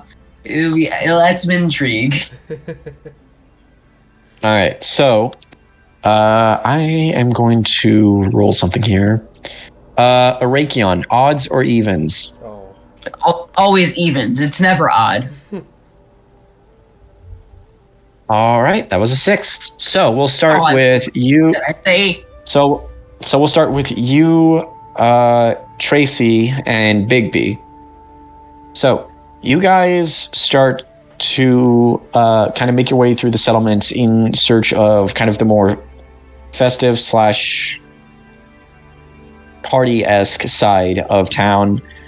I'm going to say for both of you, Arakion and Bigby, give me a perception or a investigation check, depending on how hard you're actually wanting to look. I'll have Tracy do the same, but she does it with disadvantage because she does have a point of exhaustion. Okay, so he's gonna use investigation because his persuade, that's not, okay. Oh! Shit. Oh. Hey, Bigby, you wanna take the wheel on this one, buddy? Sure. Let me see. Was it investigation or perception, you said? Yeah. Up to Okay, you. awesome. 22. Oh my god. I got you. So, yeah, for Tracy, you can tell that she's not even really looking. She is occasionally falling half asleep and whatnot. Or at the very least, you can see that she's still kind of a little bit tired from that entire drive out. Arakion, you aren't tired like your halfling friend, but you are kind of looking around more so at the inhabitants themselves, being like, no, you're not a halfling. You're not a halfling. No, you're just a really short lizard. Bigby, despite being the shortest out of the group, and that's probably debatable at best, because I'm not entirely sure how tall kobolds are in comparison to halflings, you kind of follow more with your ears than you do with your eyes, and eventually you drag both of your group mates over to what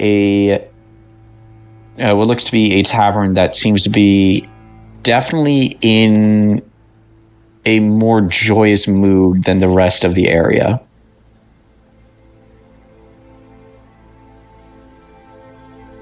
Good ears. I do my best. I'm a good listener.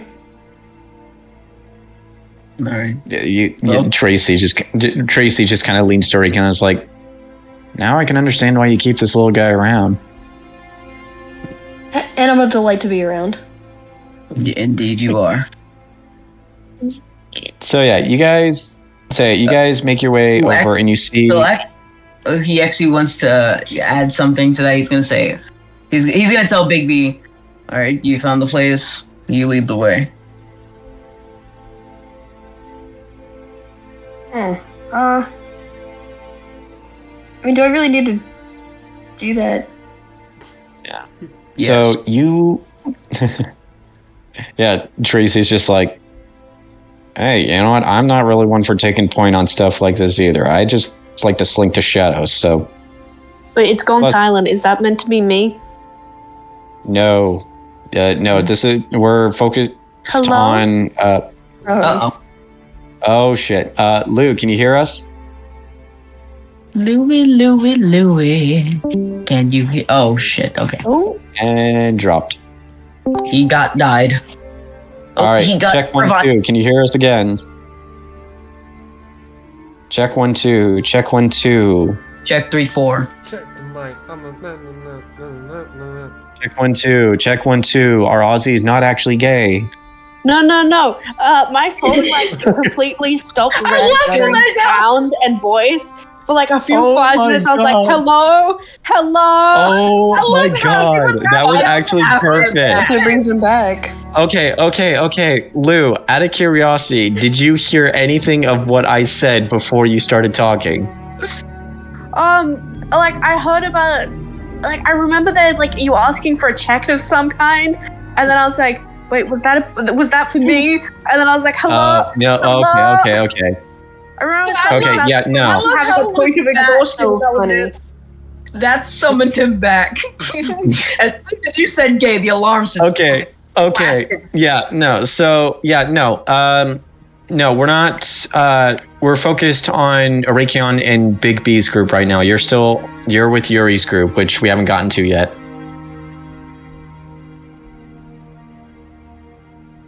Oh shit! Did he go silent again? No, I just felt really bad because my brain did not take in anything you said. Please repeat. We're not focusing on you and Yuri yet. We're still focusing on Arakion and Big B. You're on Team B. We're on Team A. You're on Team B. So yeah, just sit back, fall asleep, and listen. I'm not falling asleep. Hey, we all need a nap. He's gonna snooze. So, with that out of the way, we move back to Arakion and Big B and Tracy, with Big B taking point, entering the Tomb and Tankard Tavern. I love alliteration. So you guys make your way in here, and you see that everyone is definitely in a decently joyous mood around here. You see a bunch of people singing. You see a bunch of people dancing. You see a couple of lizard folk with a couple of fiddles and a banjo. It's a lively place. But yeah, you see that you're looking around and you're like, oh yeah, no, this is definitely with a lot of attention.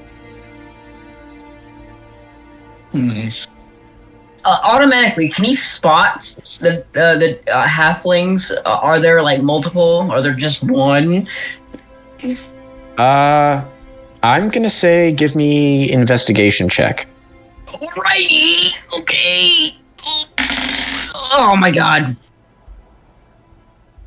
Well, I rolled a 13. I don't know if that's...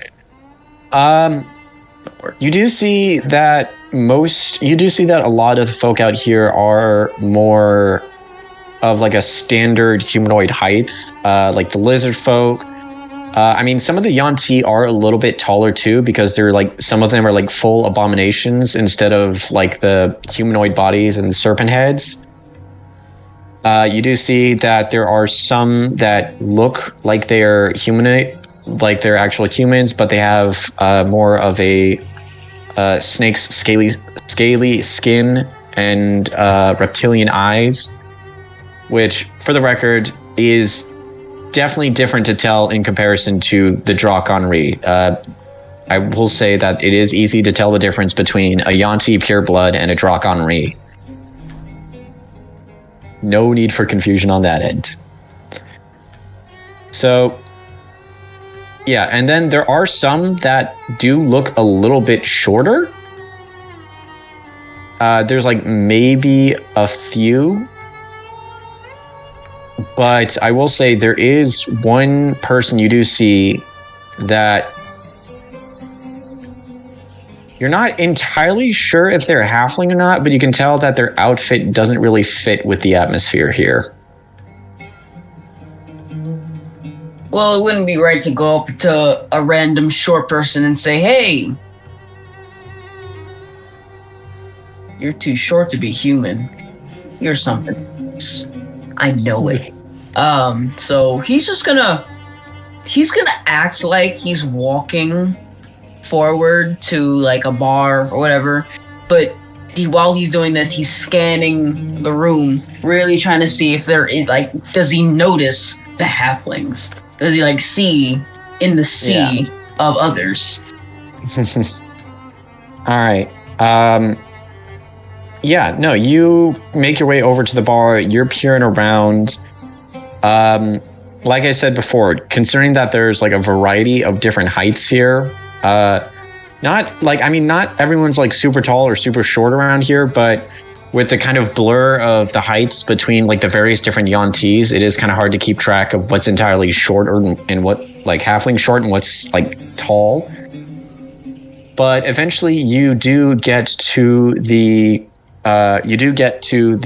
bar, which is run by a lizard folk. You do that looks to be a little bit more kind of like a crocodile, but with more of a sort of grayish skin, with maybe a few splotches of green. Kind of looks over you and is like, "Hey, welcome to the Tomb and Tankard. How can I help you?"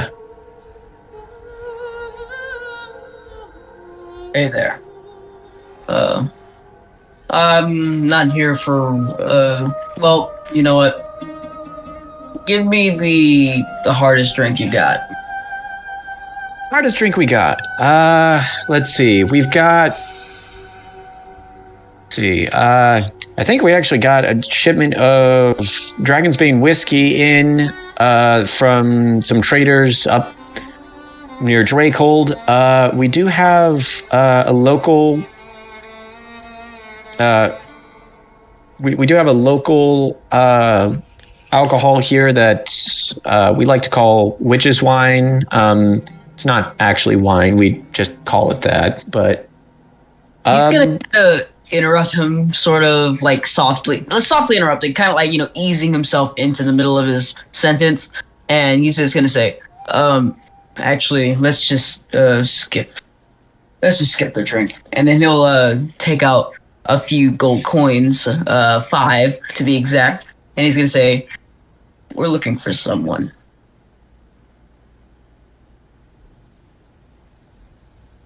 And then he slides the coins over. Give me a persuasion check with advantage. Okay. God damn it, man. You're doing all with advantage. With advantage. Okay. Okay. Because you are willing to pay this boy. Yeah.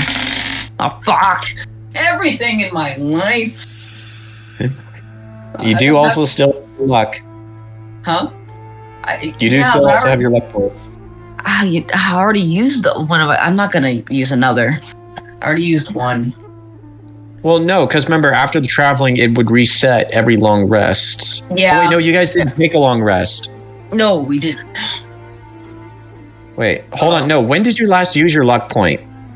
It was when I wanted to re-roll for, I think it was before we got the hollow or after we left. Okay, so do you remember if it was talking with Alessia or talking with Zaraquiel? Fuck. I think it was for Zaraquiel. It was around that time when he came to our camp, and I wanted to roll for something. Okay, so no, at that point, you did get a long rest, so that would have reset. Okay.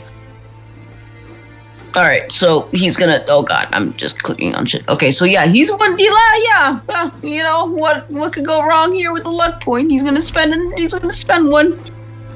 Mr. Meeskies, look at me. Okay. Never mind. I'm just not good. Yeah. You're asking the wrong people for persuasion checks.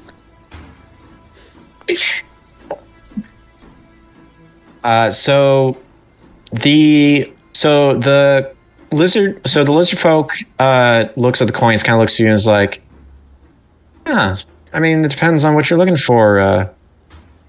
How can I be of help? Wait, did he actually go along with it? You don't know. Okay. Okay. So he's gonna be really light. He's gonna say, "I'm looking for a halfling.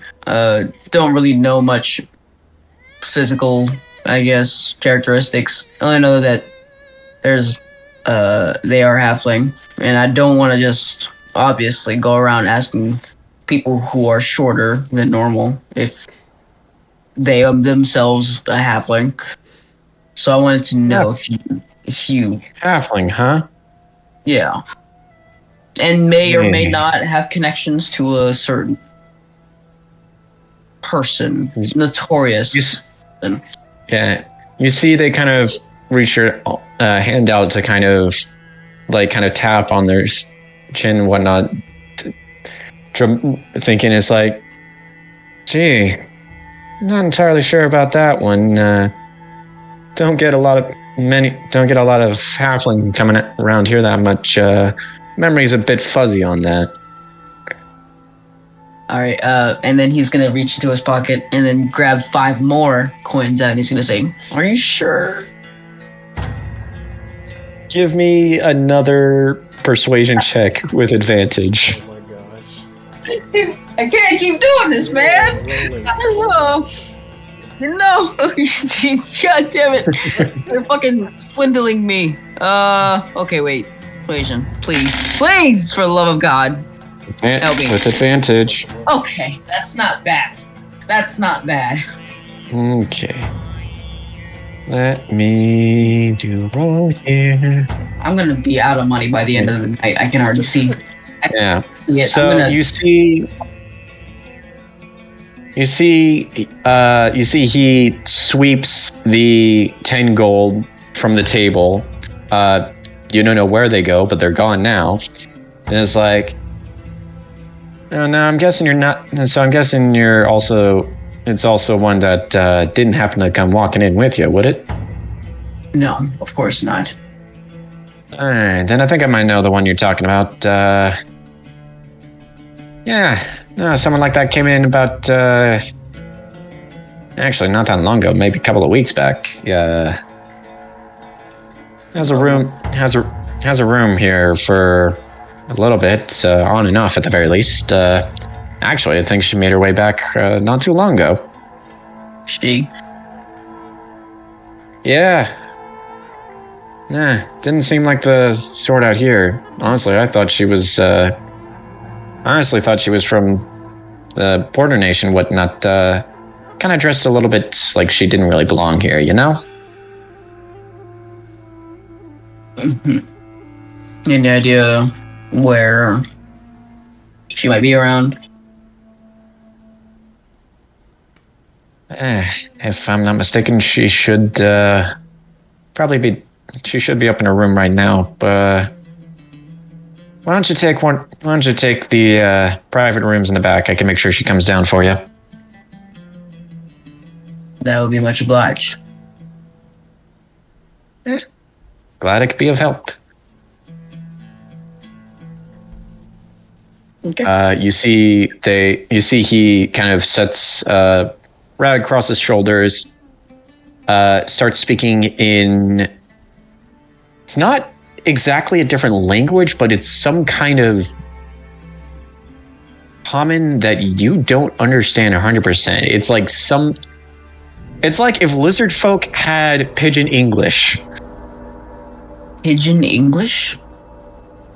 Have you never heard of Pigeon English? Oh. I think I've heard of it, but I don't remember what it is. Do they speak bird like pop? No, it's not like actually speaking to birds. It's kind of like a best I can describe it as like Hawaiian slang. Oh. Como poco. Or that's I don't think that's what you. Close enough. Yeah, so you see this guy, so you see him talking to someone else in common. You don't understand. You understand what he's saying, but you are so confused as to what he's saying. Eventually, he steps out from the bar. You see someone else comes in to take place, the drow by the look of it. The lizard folk escorts you to a room in the back with a curtain. Not really with a curtain, but it's definitely a little more secluded in comparison to the rest of the tavern. And then steps away to go grab the halfling. And while we're here alone, he's gonna say to both of them, "You both owe me 5 gold." Tracy just looks at you and is like, "Are you fucking kidding me?" Dope. I was saving that for a new flux capacitor. It ain't my fault you can't talk worth shit to people. Oh, well then, I suppose that you wouldn't mind speaking up for this next one. As much as I'd like to, I think I hear a tankard of ale calling my name. I think I'll leave this to you guys. You see, Tracy begins to slowly walk out, like stepping backwards as she's saying this. At least look around for any other suspecting people while you're out there. All right. I'll be sure to do that. Do me a favor and don't shoot first and actually talk. When have you ever seen me do that? Other than that one time, and then that other time, and then also the one before that one. And I guess also count that one a few weeks back. Maybe then after that too. Anyways, I don't do that often. All right, whatever. And she pops out. I'd say about maybe 10-15 minutes go by. You see that the sort of doorway kind of opens up a bit. You see the lizard folks kind of long. I don't know. Do crocodiles have snouts? I mean, is that what you call that a snout? I mean, it's like, long face. Yeah, I think so. Yeah. So you see the lizard folk snout kind of poke out, and as you do, you see someone else kind of walking into your field, walking towards you into your field of view. Definitely a halfling, and definitely does not look like she belongs here. You see, she's dressed in sort of a fancy sort of suit-like robe with various different sort of splotches of gray, golden etching. Hair is kind of done up in sort of like a bun of some sort. The clothes themselves do look a little worn, but yeah, no, this chick does not look like she belongs here. Sort of sits across from you, kind of staring down you and Bigby, and is like, "Well then, I suppose you were the two that summoned me?" Indeed, assuming that you are the correct person we're looking for. Well, may I at least know your names before I go introducing myself? I am Arakion. Arakion what? Carson. Roll a deception check. Oh, I knew it! Oh, I fucking knew it! I don't want to give my real name! I can do this. I can do this, right? You guys? Yeah, totally.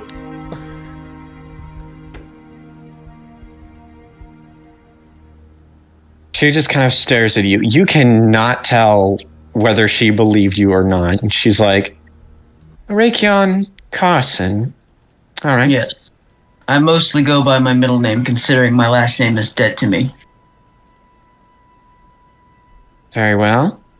And what of you? Turns to you, Bigby. I don't think I need to lie about my name here, out of character. The name's Bigby. And is your last name Carson as well? Trying to avoid the entirety of my question? I don't have a surname. All right. Well, with that being said, you may address me as Adele Barbrook. I am the leading travel liaison of the Amber Husk Trading Company of Zelens.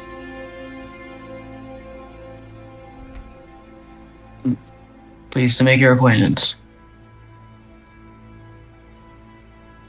Now that we got introductions out of the way, why is it that you've summoned me here? He's gonna... Actually, never mind. He's gonna say, we're looking for a certain individual you may have under your list of contacts. You may know him as the Spelltech Raider, as people have liked to call him. Yes, I am aware that name has been scattering around, and actually, as a matter of fact, this so-called Spelltech Raider isn't a who, but actually a what. Unfortunately, the exact details of this particular product are unfortunately under classification under certain. And, however, I will say that the term Raider for this particular product is highly inaccurate. And the proper term, I believe, our developers have been working on is to be referring to it as the Spelltech Striker. But I unfortunately cannot change nicknames that happen within a local populace. Are you sure we're talking about the same Raider, Striker thing? Because from what we know, this thing ran through the entirety of the Crescent Hollow. Well, a little bit of the Crescent Hollow, but really cut down their numbers. And it was also hired by a separate individual from the Night Heralds themselves. As I said, certain details in regards to the progress of the Spelltech Striker are unfortunately classified within the certain bylaws of the Amber House Trading Company. However, if I were able to hire you out for specific jobs, and maybe in a certain way, allowing you to gain certain beneficial information in regards to particular topics, depending on what these jobs are.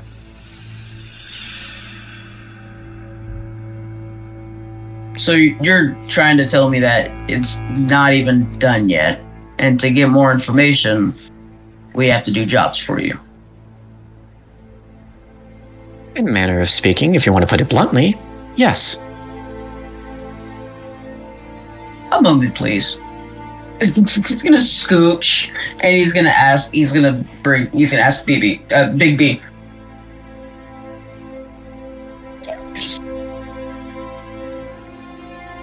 You know, telling Big B to come over here so I can speak to him in private. I'll scurry over. Yeah, no. Yeah, you scooch a little bit over, kind of lean your head in to kind of speak with Rakion. I don't think that this is the right person we're looking for. I think she's going to try to lock us into an evil contract. Now, I know you heard just as well as I did before that this thing was hired, or not really even hired, more like tasked to do that. And if it's not even done to the point where it hasn't even been really, it hasn't even been cleared, then maybe this isn't the thing we're looking. We need to get some people getting information on what she's talking about, in case it is something that we're looking for, or just like anything useful. And then have like the others looking for backups in case this is not the lady we're looking for. So like keep her, like I guess keep her as a sort of contact, keep her in mind, and keep her in the back of Keep her as our an head. option. Yeah. All right. And then we're gonna scurry back on. Ding, ding, ding, ding, ding. You see her waiting, and it's like, well, As a matter of fact, your proposition sounds pretty interesting to say the least.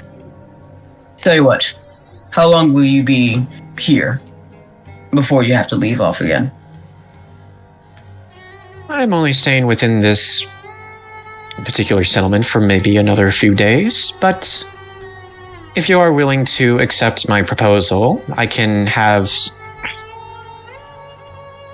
some contracts prepared by then. Unfortunately, most of my paperwork is, in this particular instance, is upstairs at the moment, and it will take me quite a bit to actually arrange these contracts in a manner. However, I do believe I would require you for this particular task immediately. Immediately. Well, it's like we said before, we need to, well, I didn't really say it before, but hence why I wanted you to know if you were going to stay here longer, because we were going to talk about it, and if necessary, I can stay.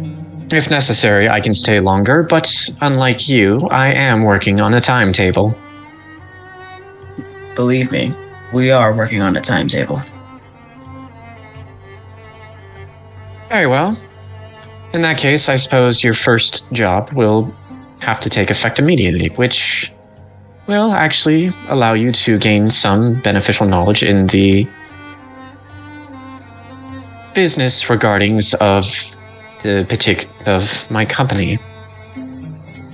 I can assure you that... Good. No, go ahead. No, you go ahead. I didn't have anything I wanted to say.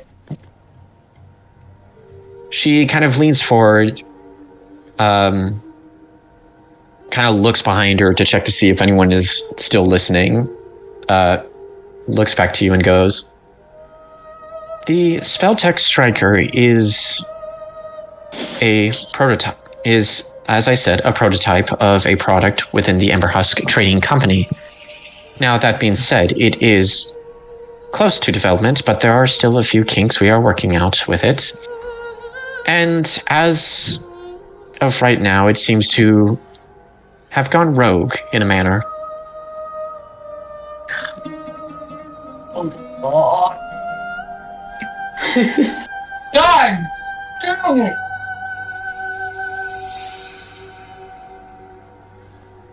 Okay. And explain, what do you mean by rogue? Well, for one, it doesn't respond as intently to the commands of those it's supposed to be designated towards to, and has decided to take on objectives of its own accord. To what end, I'm not entirely certain, but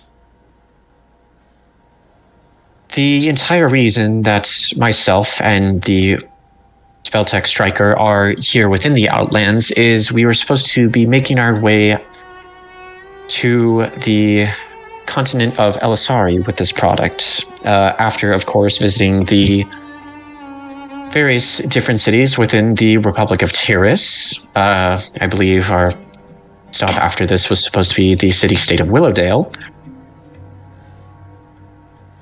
But as we made our way here into the Outlands, it started to deviate more and more from its programming.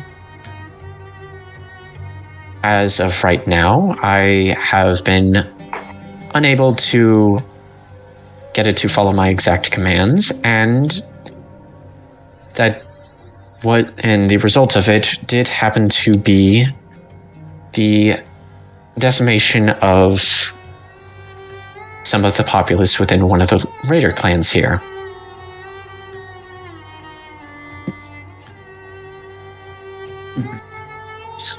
That would imply, well, if what you say is indeed true, then that would mean that our girl, the other person we were looking for, she must have slipped in, given it commands, and done so without your clearance. I can assure you, the specific Spelltech engineering of this product far exceeds that of anything that can be accomplished out here within the Outlands. Not even the Tyrian Republic has anything this extensive.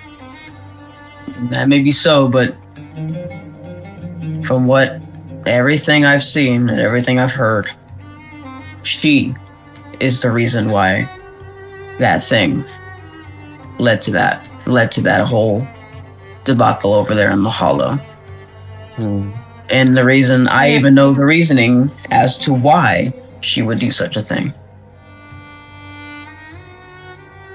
May I inquire who this specific individual is?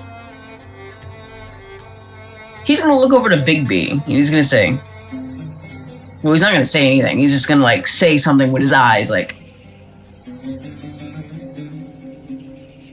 should we give her the? Yeah. Are you trying to be discreet about this, or? No, he kinda. He just looks over to Bigby. He's not really. Okay. He's just looking over, hoping that Bigby looks back. Okay. And Bigby's gonna give a look back yeah, I don't know about that. She is a.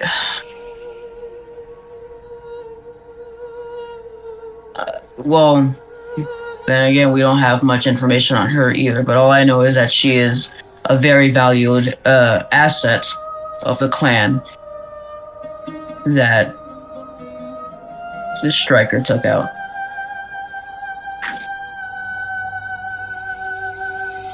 Very well. Well, whoever she is, if she did end up reprogramming the striker, she would have to have extensive knowledge of our specific engineering, which not many outside of our nation do. There are maybe 2 others within the continent of Ekra that are not of citizenship of the nation of Zelens that might have this specific feat. However, I still find it in unlikely aspects that either of them would be here within the Outlands. You'd be surprised what you can do when you feel betrayed. Very well. Your job is simple. Shut down the striker and bring it back to me as undamaged as you can possibly make it. I understand that you Outlanders have a way with being aggressive and relying on violence to a certain extent, so I will say that some damage to the Spelltech Striker is within acceptable parameters, but in the event of possible destruction, I'm afraid we will have to take certain precautions. So we bring the striker back to you unharmed or minimally harmed. And what? You guys just take it off to another continent? At the very least, we continue our journey and make it to the city of Willowdale within the Republic of Tyrus. Anywhere we go at that point is no longer of your concern. However, I will say that on behalf of the Amber Husk Trading Company, you and your group, however many that may be, will be handsomely compensated for your efforts, with the possible deductions due to damage.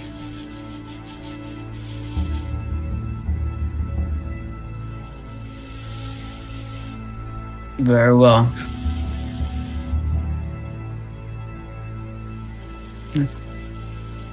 I'll locate this thing for you, and we will make sure we get it back. But you will need to give us ample time to prepare ourselves. I need to talk with my group. Very well. However, before you all embark on this job, I will, at the very least, be able to give you at least one thing that may serve as a benefit. You see, she goes through her pockets, pulls out some sort of device, sets it on the table. This device, another product within the Amber Husk Trading Company, which I do expect to be returned upon completion, has a habit of being able to identify certain aspects of various different arcane energies, whether they be from schools of a necrotic nature, illusion, enchantment, and there is a certain varying degree in regards to certain Spelltech energies. This should be able to have a fairly decent range. Fairly decent range. However, it does run on a arcane core that has very limited energy and should not be overused as frequently as possible, if you understand.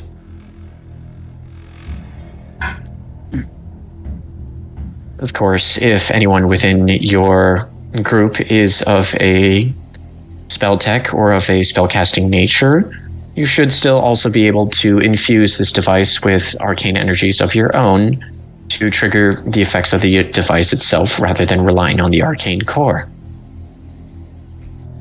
Are there any other questions or comments? One more thing. The person we're doing this for, the person that we are looking for this thing for, even I'll rephrase that. God fucking retcon it. No worries. He's gonna say, the person we're doing this for is gonna expect some sort of proof that we've taken it down. Make sure that this isn't a thorn in her side ever again. So, I'm gonna need to either have you put together a replica of a housing unit, a replica of something, or put together something that looks like it was torn off of that machine. Unfortunately, I do not have the resources for any spare parts. However, I can also write up a contract stating that any other shipments of products in relation or of similarity to the Spelltech Striker will at the very least be properly investigated and made sure that any and all defects are properly taken care of before being transported within the vicinity of the Outlands. I, of course, will sign it on the behalf of the Amber Husk Trading Company, and I assume that you or any member of your party can sign it on behalf of your secondary client. Will this meet to your satisfaction?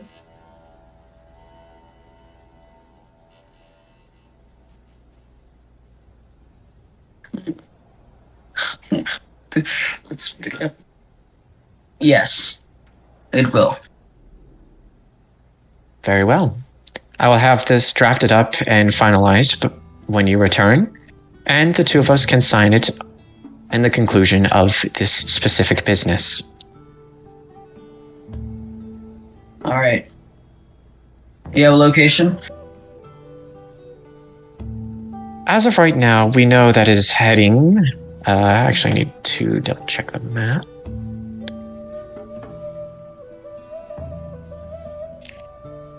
As of right now, the only thing that we can make out for certain is that the Spelltech Striker has a habit of heading towards the east, possibly in the vicinity of another raider clan. Now, which one in particular, we have no idea entirely, but we know after its latest accident in regards to the raider clan not is to the south here, I'm fairly certain that there will be no other disturbances. All right. Well, we'll head there first, and maybe if we find your... Hopefully if we find your thing, our girl would be there along with it.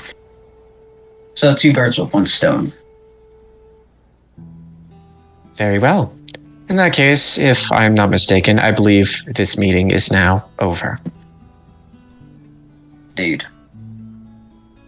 She stands up, adjusts her suit a little bit, looks to you, and then goes, "Pleasure doing business with you." And just walks out before you answer. Fucking hate that bitch. Oh my god, I hate that bitch. She's so... Oh my god. Oh, I can't with her. I can't. She came off so manipulative, yeah. She's so like... Man, I hate her. I hate her. And she makes Liza look cool. Or, I guess, she makes Liza look sane compared to her. She's like there's visible psychopaths, like, where they act out, but then you have the really, like, mastermind, really plot shit out, stay quiet kind of psychopaths. And I'm scared of those more.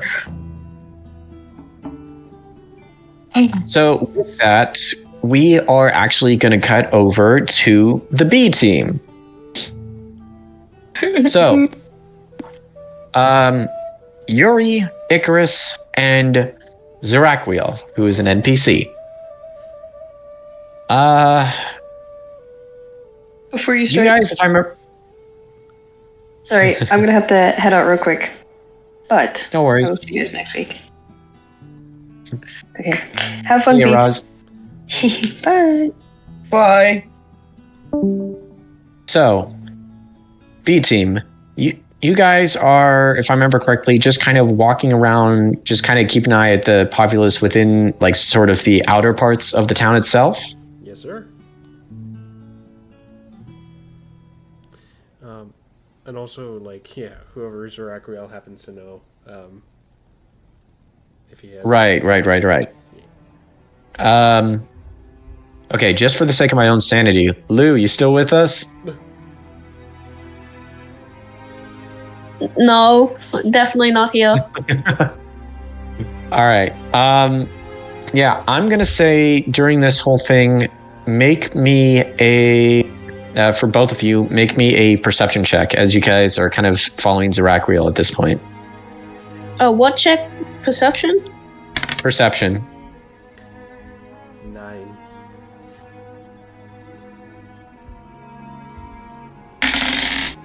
10. 21. Yeah. 11. So you guys are looking around. You have no idea how, like, you're looking around and you don't see anyone that could maybe look like a halfling as you're kind of following Zeraquiel at this point. So you watch as he kind of takes you to a section of the settlement that's a little bit kind of out of the way and in sort of like maybe the sort and kind of towards the east, a little bit further away from the actual settlement itself. And as you're kind of heading this way, you kind of see like maybe one of the reasons why this place is called Graveswell. Not only is this place a swamp, but further out from where the actual settlement is, you can kind of see that part of the swamp itself is a bit of a, for lack of better words, a watery graveyard. You see various mossy covered, worn down tombstones that kind of scatter around in the dirt areas. You see in the water itself, there are silhouettes of various shapes that may or may not be humanoid. You don't really want to look, and they're just going to leave it at that. Yeah. Zeraquiel kind of maneuvers around this section to a old shack. Maybe quite a ways from the actual settlement itself. Looks to you guys and goes, now, I'd recommend maybe a bit of caution. This guy's kind of been living out here for a while, I think. Okay. Gives a knock on the door. Jacek? Are you in here? It's Z. You hear a bunch of clattering around in the back, and you see the door opens and a kind of blue-tinted elf, older for sure, kind of frizzled out hair, a little bit damp, but then again, kind of so is the rest of him, as he in these sort of worn-out clothes. Just kind of, if you can imagine like a swamp hillbilly as a sea elf, and a little bit, and you can definitely like see it in his like face. That's what this guy is. Just kind of looks like, Z. Wow, I wasn't actually expecting company out. Oh, and you brought friends. You see Z is like, yes, Jessica. These are associates of mine. I needed to ask you. We need to ask you about some information stuff. Yes. Come in. I don't have anything set up for guests and whatnot, but I can make us maybe some tea if you would like. Just water, thank you. Your loss. You see this, for lack of better words, swamp elf. Then kind of look to you with a fingers like, tea for either one of you? Huh? You? Tea? No? Yes? Just water. That would be fine.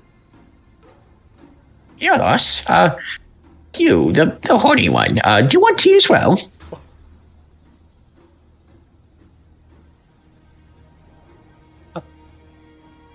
Icarus, that's towards you. Huh? This hillbilly swamp elf, first off, called you the horny one, and then asks if you want tea or water. Wait, why am I? Wait, he just looks at like really confused. Like, why am I the horny one? You just you got the and he does horn. the motions with your horns. And he just looks at them and he's like, horns. Yes, exactly. You're the horny one. He's the orange one. Yeah, no, I don't need anything. Thank you very much. Very well. In the meantime, come in. He motions you inside. This place is a mess. You see various different bits and bobs kind of scattered around. You see various different silverware, plates, cups.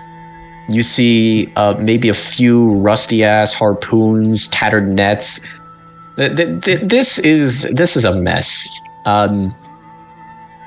Eventually, Jacek comes with a plate. One has plate with a couple of different cups, two of which he gives to you, Yuri, and one to Zeraquiel. And the other one that is has a little bit of steam coming out, he actually holds himself, and he's like, "Oh, can old Jessic help you?"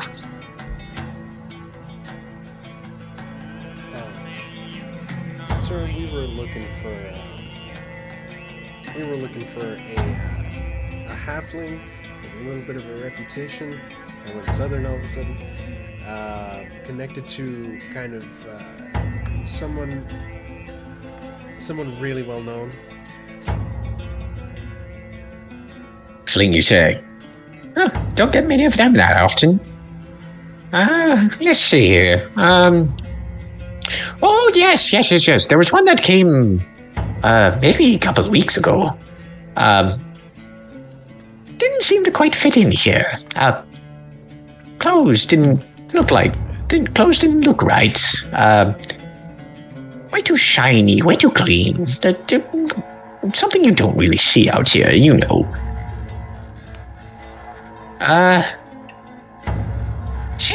Seen it out every once in a bit for the last couple of weeks or so. I believe she's staying at the Tomb and Tankard Tavern.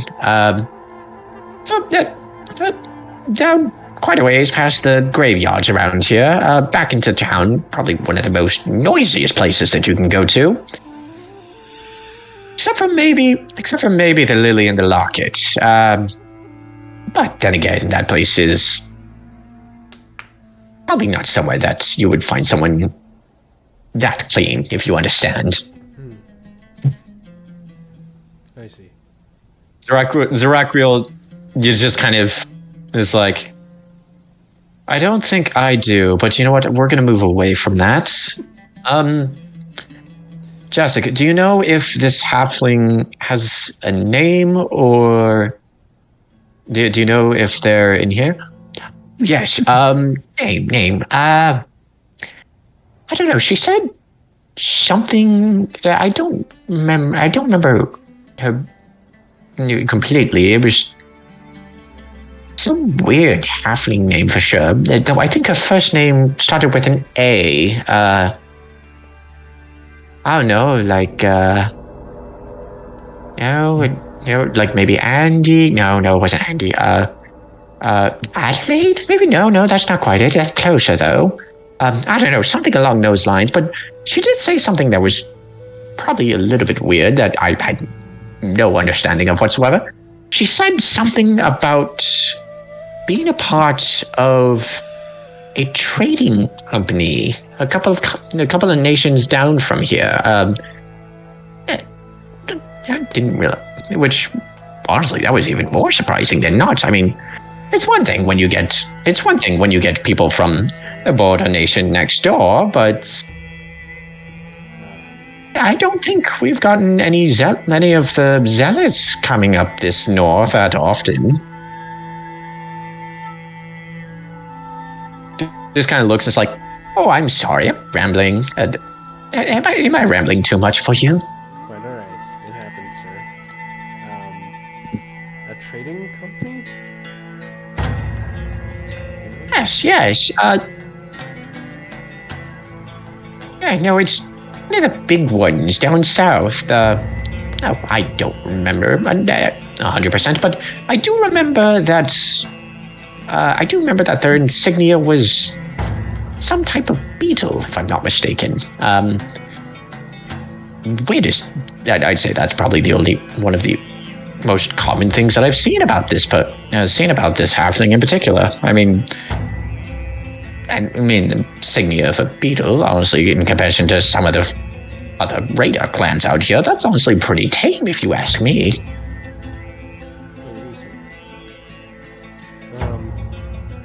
I had one last question before Before this guy rambles again. Are you familiar at all with the with Spelltech Raider? Does that name ring a bell to you at all? Raider, you say? Yes, no, I did hear something about something like that going around. Of course, I did hear about the attack on the Crescent Hollow, and may I say, Zeracriel, I am so sorry that that happened to you. Is it right down there? Zeracriel's like, those who survived are recovering. Though I will say that we did end up taking quite a bit of a reduction. I'm so sorry to hear that.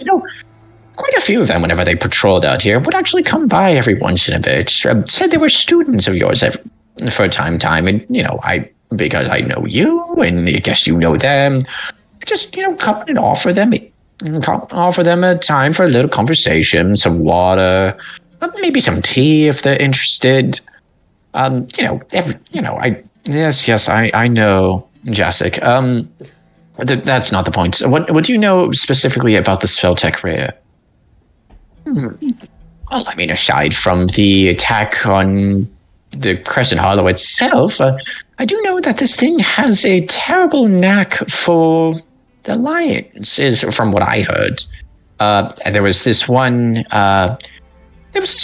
member of the Marauders who came by after doing a bit of a patrol in the eastern areas, which honestly, Marauders don't really like to go that far out because, lions, wyvern-axe, that whole thing. They did say they had a contact that said something about has contact saying about how a bunch of scouts within the Alliance have been cut down fairly recently, and at first they thought it was this one exile, Drock Henri, but after a while, the Banlord Alliance was convinced that due to the circumstances, that wasn't really the case, and then with the reputation of the Spelltech Raider coming out, it kind of deviated from this said person, said exiled Dragon King, and is now kind of more focused on the Raider itself. But I don't think their hunt is quite going as well as they thought.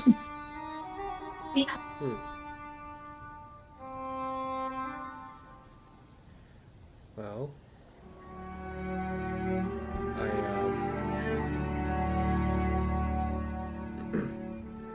only hope they apprehend who they're looking for. Yes. It might actually do you all a favor to actually contact this Iron Marauder that I was talking about. They should be making their way back to that territory to begin with. They're honestly not that far. Maybe a couple of days out. In what clan territory is this person? Oh wait, missed that, sorry. Yes, no, they're part of the Iron Marauders, a little bit farther north. If I remember correctly, I do believe he said that he was going to... I think it might have been the Gauntlet Outpost, if I remember correctly. Most of them are very militaristic. They're not as creative with their names and whatnot. Not like, Groundswell, the Crescent Hollow. So there was a time where I also went to a settlement within wyvern-axe territory. They're also not as ingenious. I mean, most of theirs are named after various draconic things, like, that there's a settlement within sort of the mid-outskirts of the wyvern-axe territory called Talon. Oh. Of all things, you think of a more bland name. That does seem very on the nose. Or should I say, on the snout. I like this one. Tell me, my friend. Do you know why this place is called Graveswell? Pray tell, why? Well, for one, it's a graveyard. Though actually, there is a little bit more of a story of that. You see, Zeracriel just kind of is like, unfortunately, we don't have time. Do you know the name of this marauder that you were talking to? I don't know. It was something. I think it may have been something with an M. was an interesting little fellow. A little bit more preachy for my taste, but he seemed like a nice enough fellow. Well, we will keep our eye out for this individual. Yes. When you make it to Gauntlet Outpost, just tell him that old Jasek sent you. I'm fairly certain they'll let you right in. Great. Jasper, it was lovely talking to you. I believe we must take our leave now. Oh yes. Tell me, how is the water, by the way? Oh, it's as it always was. It's wet. So. Yes. I actually pulled that from a well I have around back that's connected to some of the various different ponds here in the swamp.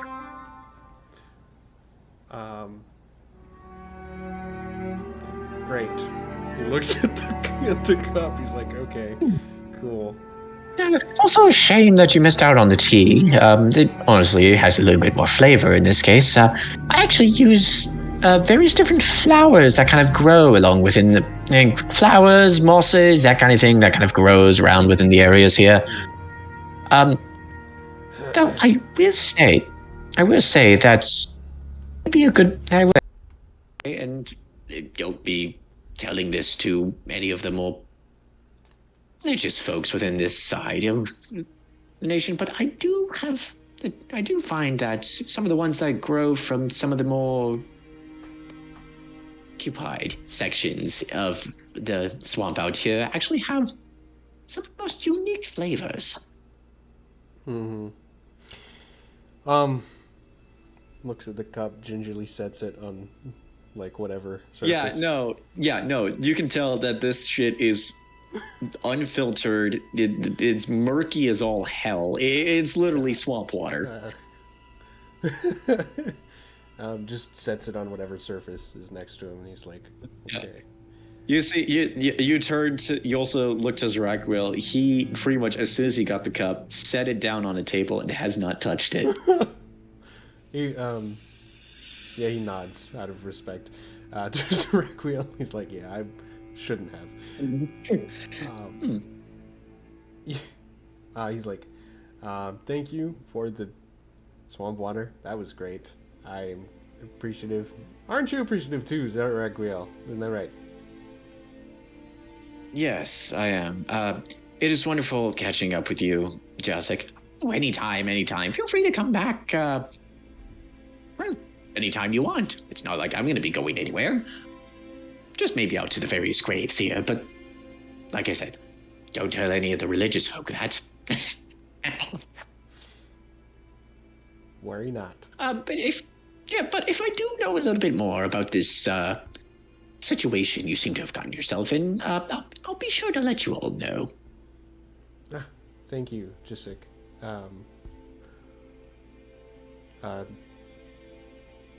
Goodbye.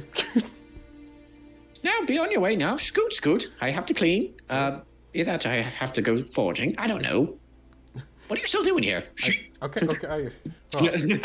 Just pushes you out the door, slams it, and you just hear a bunch of more clattering.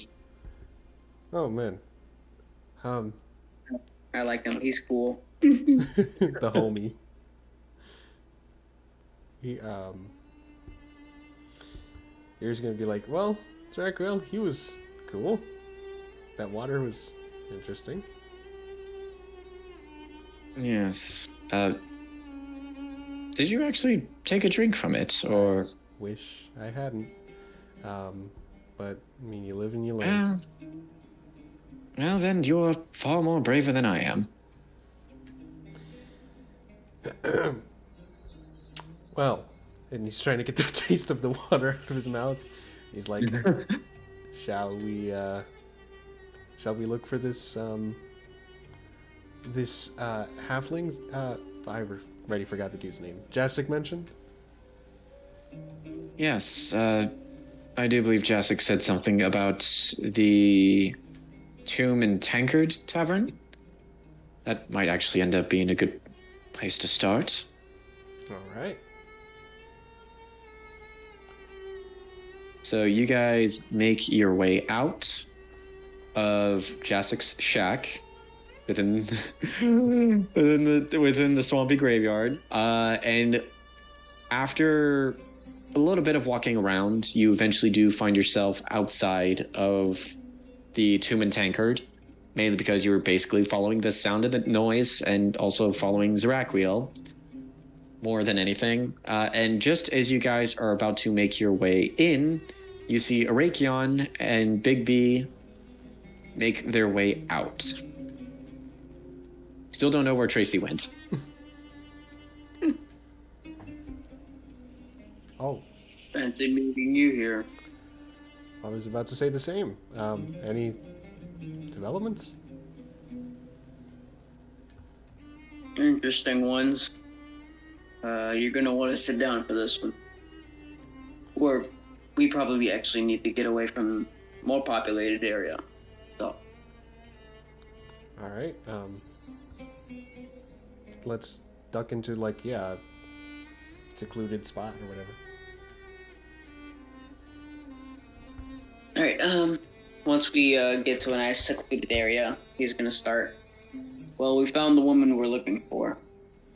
Person who's the supposed contact of the Spelltech Raider. Oh. And as it turns out, it is not even a person we're after. It is a machine that is owned by some sort of trading company of some, well, whatever, I already forgot the name. The woman was a real work of something. But she's the supposed one of the higher ups of this trading company, and they own that piece of machinery. And to get more information on said thing, which she had provided me, I had to accept a job.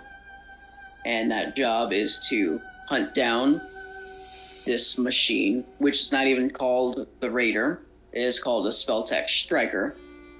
And we are supposed to hunt it down, bring it back to her, minimal damage as possible, and return it to her. And as proof of us doing that, she said she'll sign an agreement or whatever, a contract saying that we did it. Okay. Do you know where this supposed thing is, or like where it's headed? Yes. Apparently is headed eastward towards another Raider clan, I think. And what I'm most likely thinking of is the Wyvern Axe. I imagine that's not a great place for it to be. Any developments on your end? We were honestly doubting if this was even the right thing, because it didn't sound right. We met with a man named Jasek. I think I'm pronouncing that right, Jasek? Jasek, yeah. Jasek. Who told us about a contact he might have in the Iron Marauders. Couldn't quite remember the name, but it starts with an M. Who might know something or other. But considering that we have this lead on the Spelltech Striker heading eastward, I'm more willing to follow that one. Okay, quickly, back to, I'm talking to God now. What was the name of the woman? I didn't catch the name. The name of the halfling that you spoke to was Adele Barbrook. I'm also writing her name in here. Adele. Oh my god. Adele Barbrook. Okay, so he doesn't really say anything. Okay. One more. Do you also want the name of the company that she's a part of? Yes. The East Aldenar Trading Company. Nope.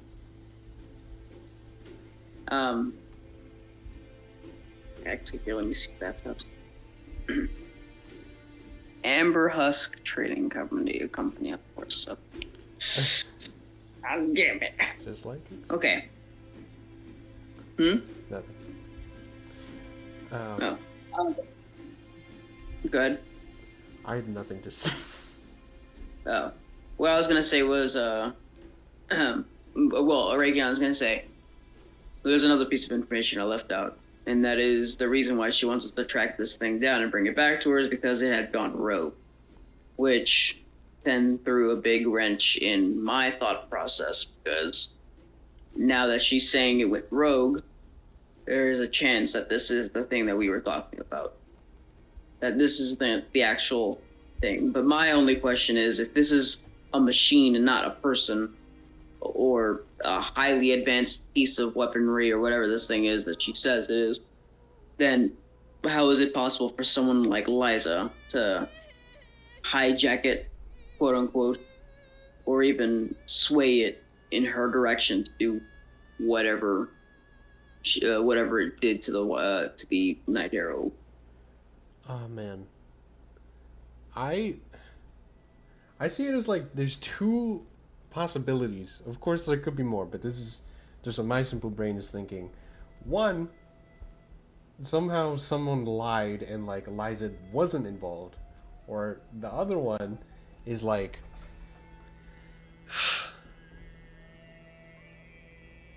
Liza knows some tech shit, pulled some strings, pulled something, manipulated the machine. Or I guess the third thing, she somehow knew the creator and was in cahoots, maybe is in cahoots still with Amber Husk Trading Company. As you're saying this, Zerakrul kind of turns to you on this like, well, in regards to the first one, I can personally assure you that Liza was indeed a part of it, as there were witnesses who saw her with this contraption, whatever it is. Okay. However, whether or not she has particular skills with Spelltech, I cannot entirely say for certain. When she first came to the Night Heralds, she wouldn't really talk much about her past. The only one who may have had the most amount of details in regards to that would have to be maybe Alessia herself.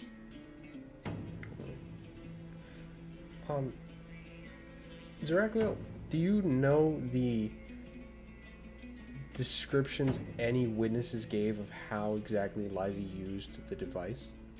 Was it like remote controlled? Was it she directly had like a grip on it? Was it even? What did it even look like? Yeah. Well, it was, as far as we can tell, humanoid in nature. What is bizarre is that that the woman you talked to, this Barbrook, she said that it was a machine through and through, correct? Apparently so. That seems to have some conflictions with the original reports with the the Night Heralds that met with this thing, as well, as far as I remember, even Alessia herself had explained that while this did look more machine than man, it did seem as if it was more within the prospects of heavy augmentation more than just straight up machinery, like maybe specific gear forged. But the idea of it being 100% machine is unsettling, as it means either our own kin were deceived by its appearance, or that this woman is in fact lying.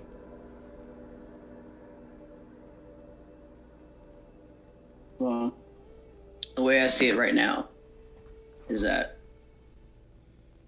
we go see it for ourselves and see what this thing really is up to. Because, need be, I will take this thing down completely. Yeah, I have a job and whatever, but what can they do? Well, from what it sounds like, we have one of two directions to go from here. We can head east to see if we can hunt it down ourselves, or we can head a little bit north to the Gauntlet Outpost to meet up with the Iron Marauder who Jasik met up with, and to see if this particular raider may have any other information in regards to what this thing may be. That's the thing. Yeah. We don't know how long. We don't know how long this thing will stay idle. Who knows how fast it's going? Who knows if it's even moving now? As much as I would like to go and see how that is, I think finding this thing and taking it out while we have the chance is our best bet. And if it turns out that this thing isn't what we're looking for, then we always have that place to go to. Feels like the contact in the Iron Marauders can be like a back burner thing. It seems like that info will always be there. But yeah, who knows, especially, I mean, I know we don't give a fuck about the other clans, honestly, but they could be decimated and, like, loss of innocent lives. So, I agree. Can't you any... From what Jessica told us, it seems like this thing seems to be going after the lions more than most, save for the one instance with the Night Heralds. However, if we do plan on traveling east, I would recommend us staying here for the night, as if I remember correctly, our halfling compatriots had a bit of could maybe use a bit more rest than the rest of us. Fair. Speaking of which, where is our halfling friend? She left shortly before we met up with the woman. I see. Well, regardless, we should at the very least ensure a couple of rooms for the night so that we may rest. Yeah, I'll go back in and I'll reserve that. All right. In the meantime, I will, if it is all right with you, I will seek contact with Onyx or any of the other members within the coalition to at the very least give an update on our progress and to give warning that we may be traveling east to various other territory. By all means.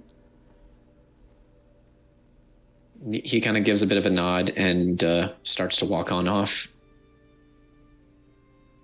As for the rest of us, I'd say do whatever the hell you guys want. Just don't stay out too long. Need as much rest as you get.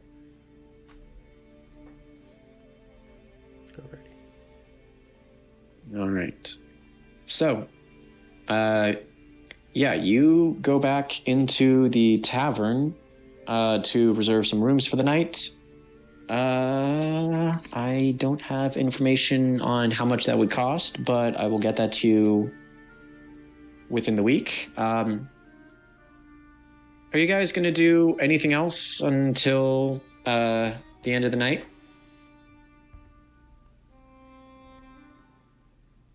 I actually can... I wanted to do this, but I don't know how much time we have left. But I wanted to see if I can look around for an arcane 4 for that device that I wanted to make. Or... Right. Yeah, I'm going to say give me a investigation check. See, now here's the thing. My iPad died, which is why I left earlier. I'm gonna need you to do that for me, if you will. No worries, no worries. I'll also be sure to call out the... Oh, wait, hold on. First, I gotta show all roll details. So then you all know I'm not lying. Or not 7. lying. So I will say. So you rolled a 7.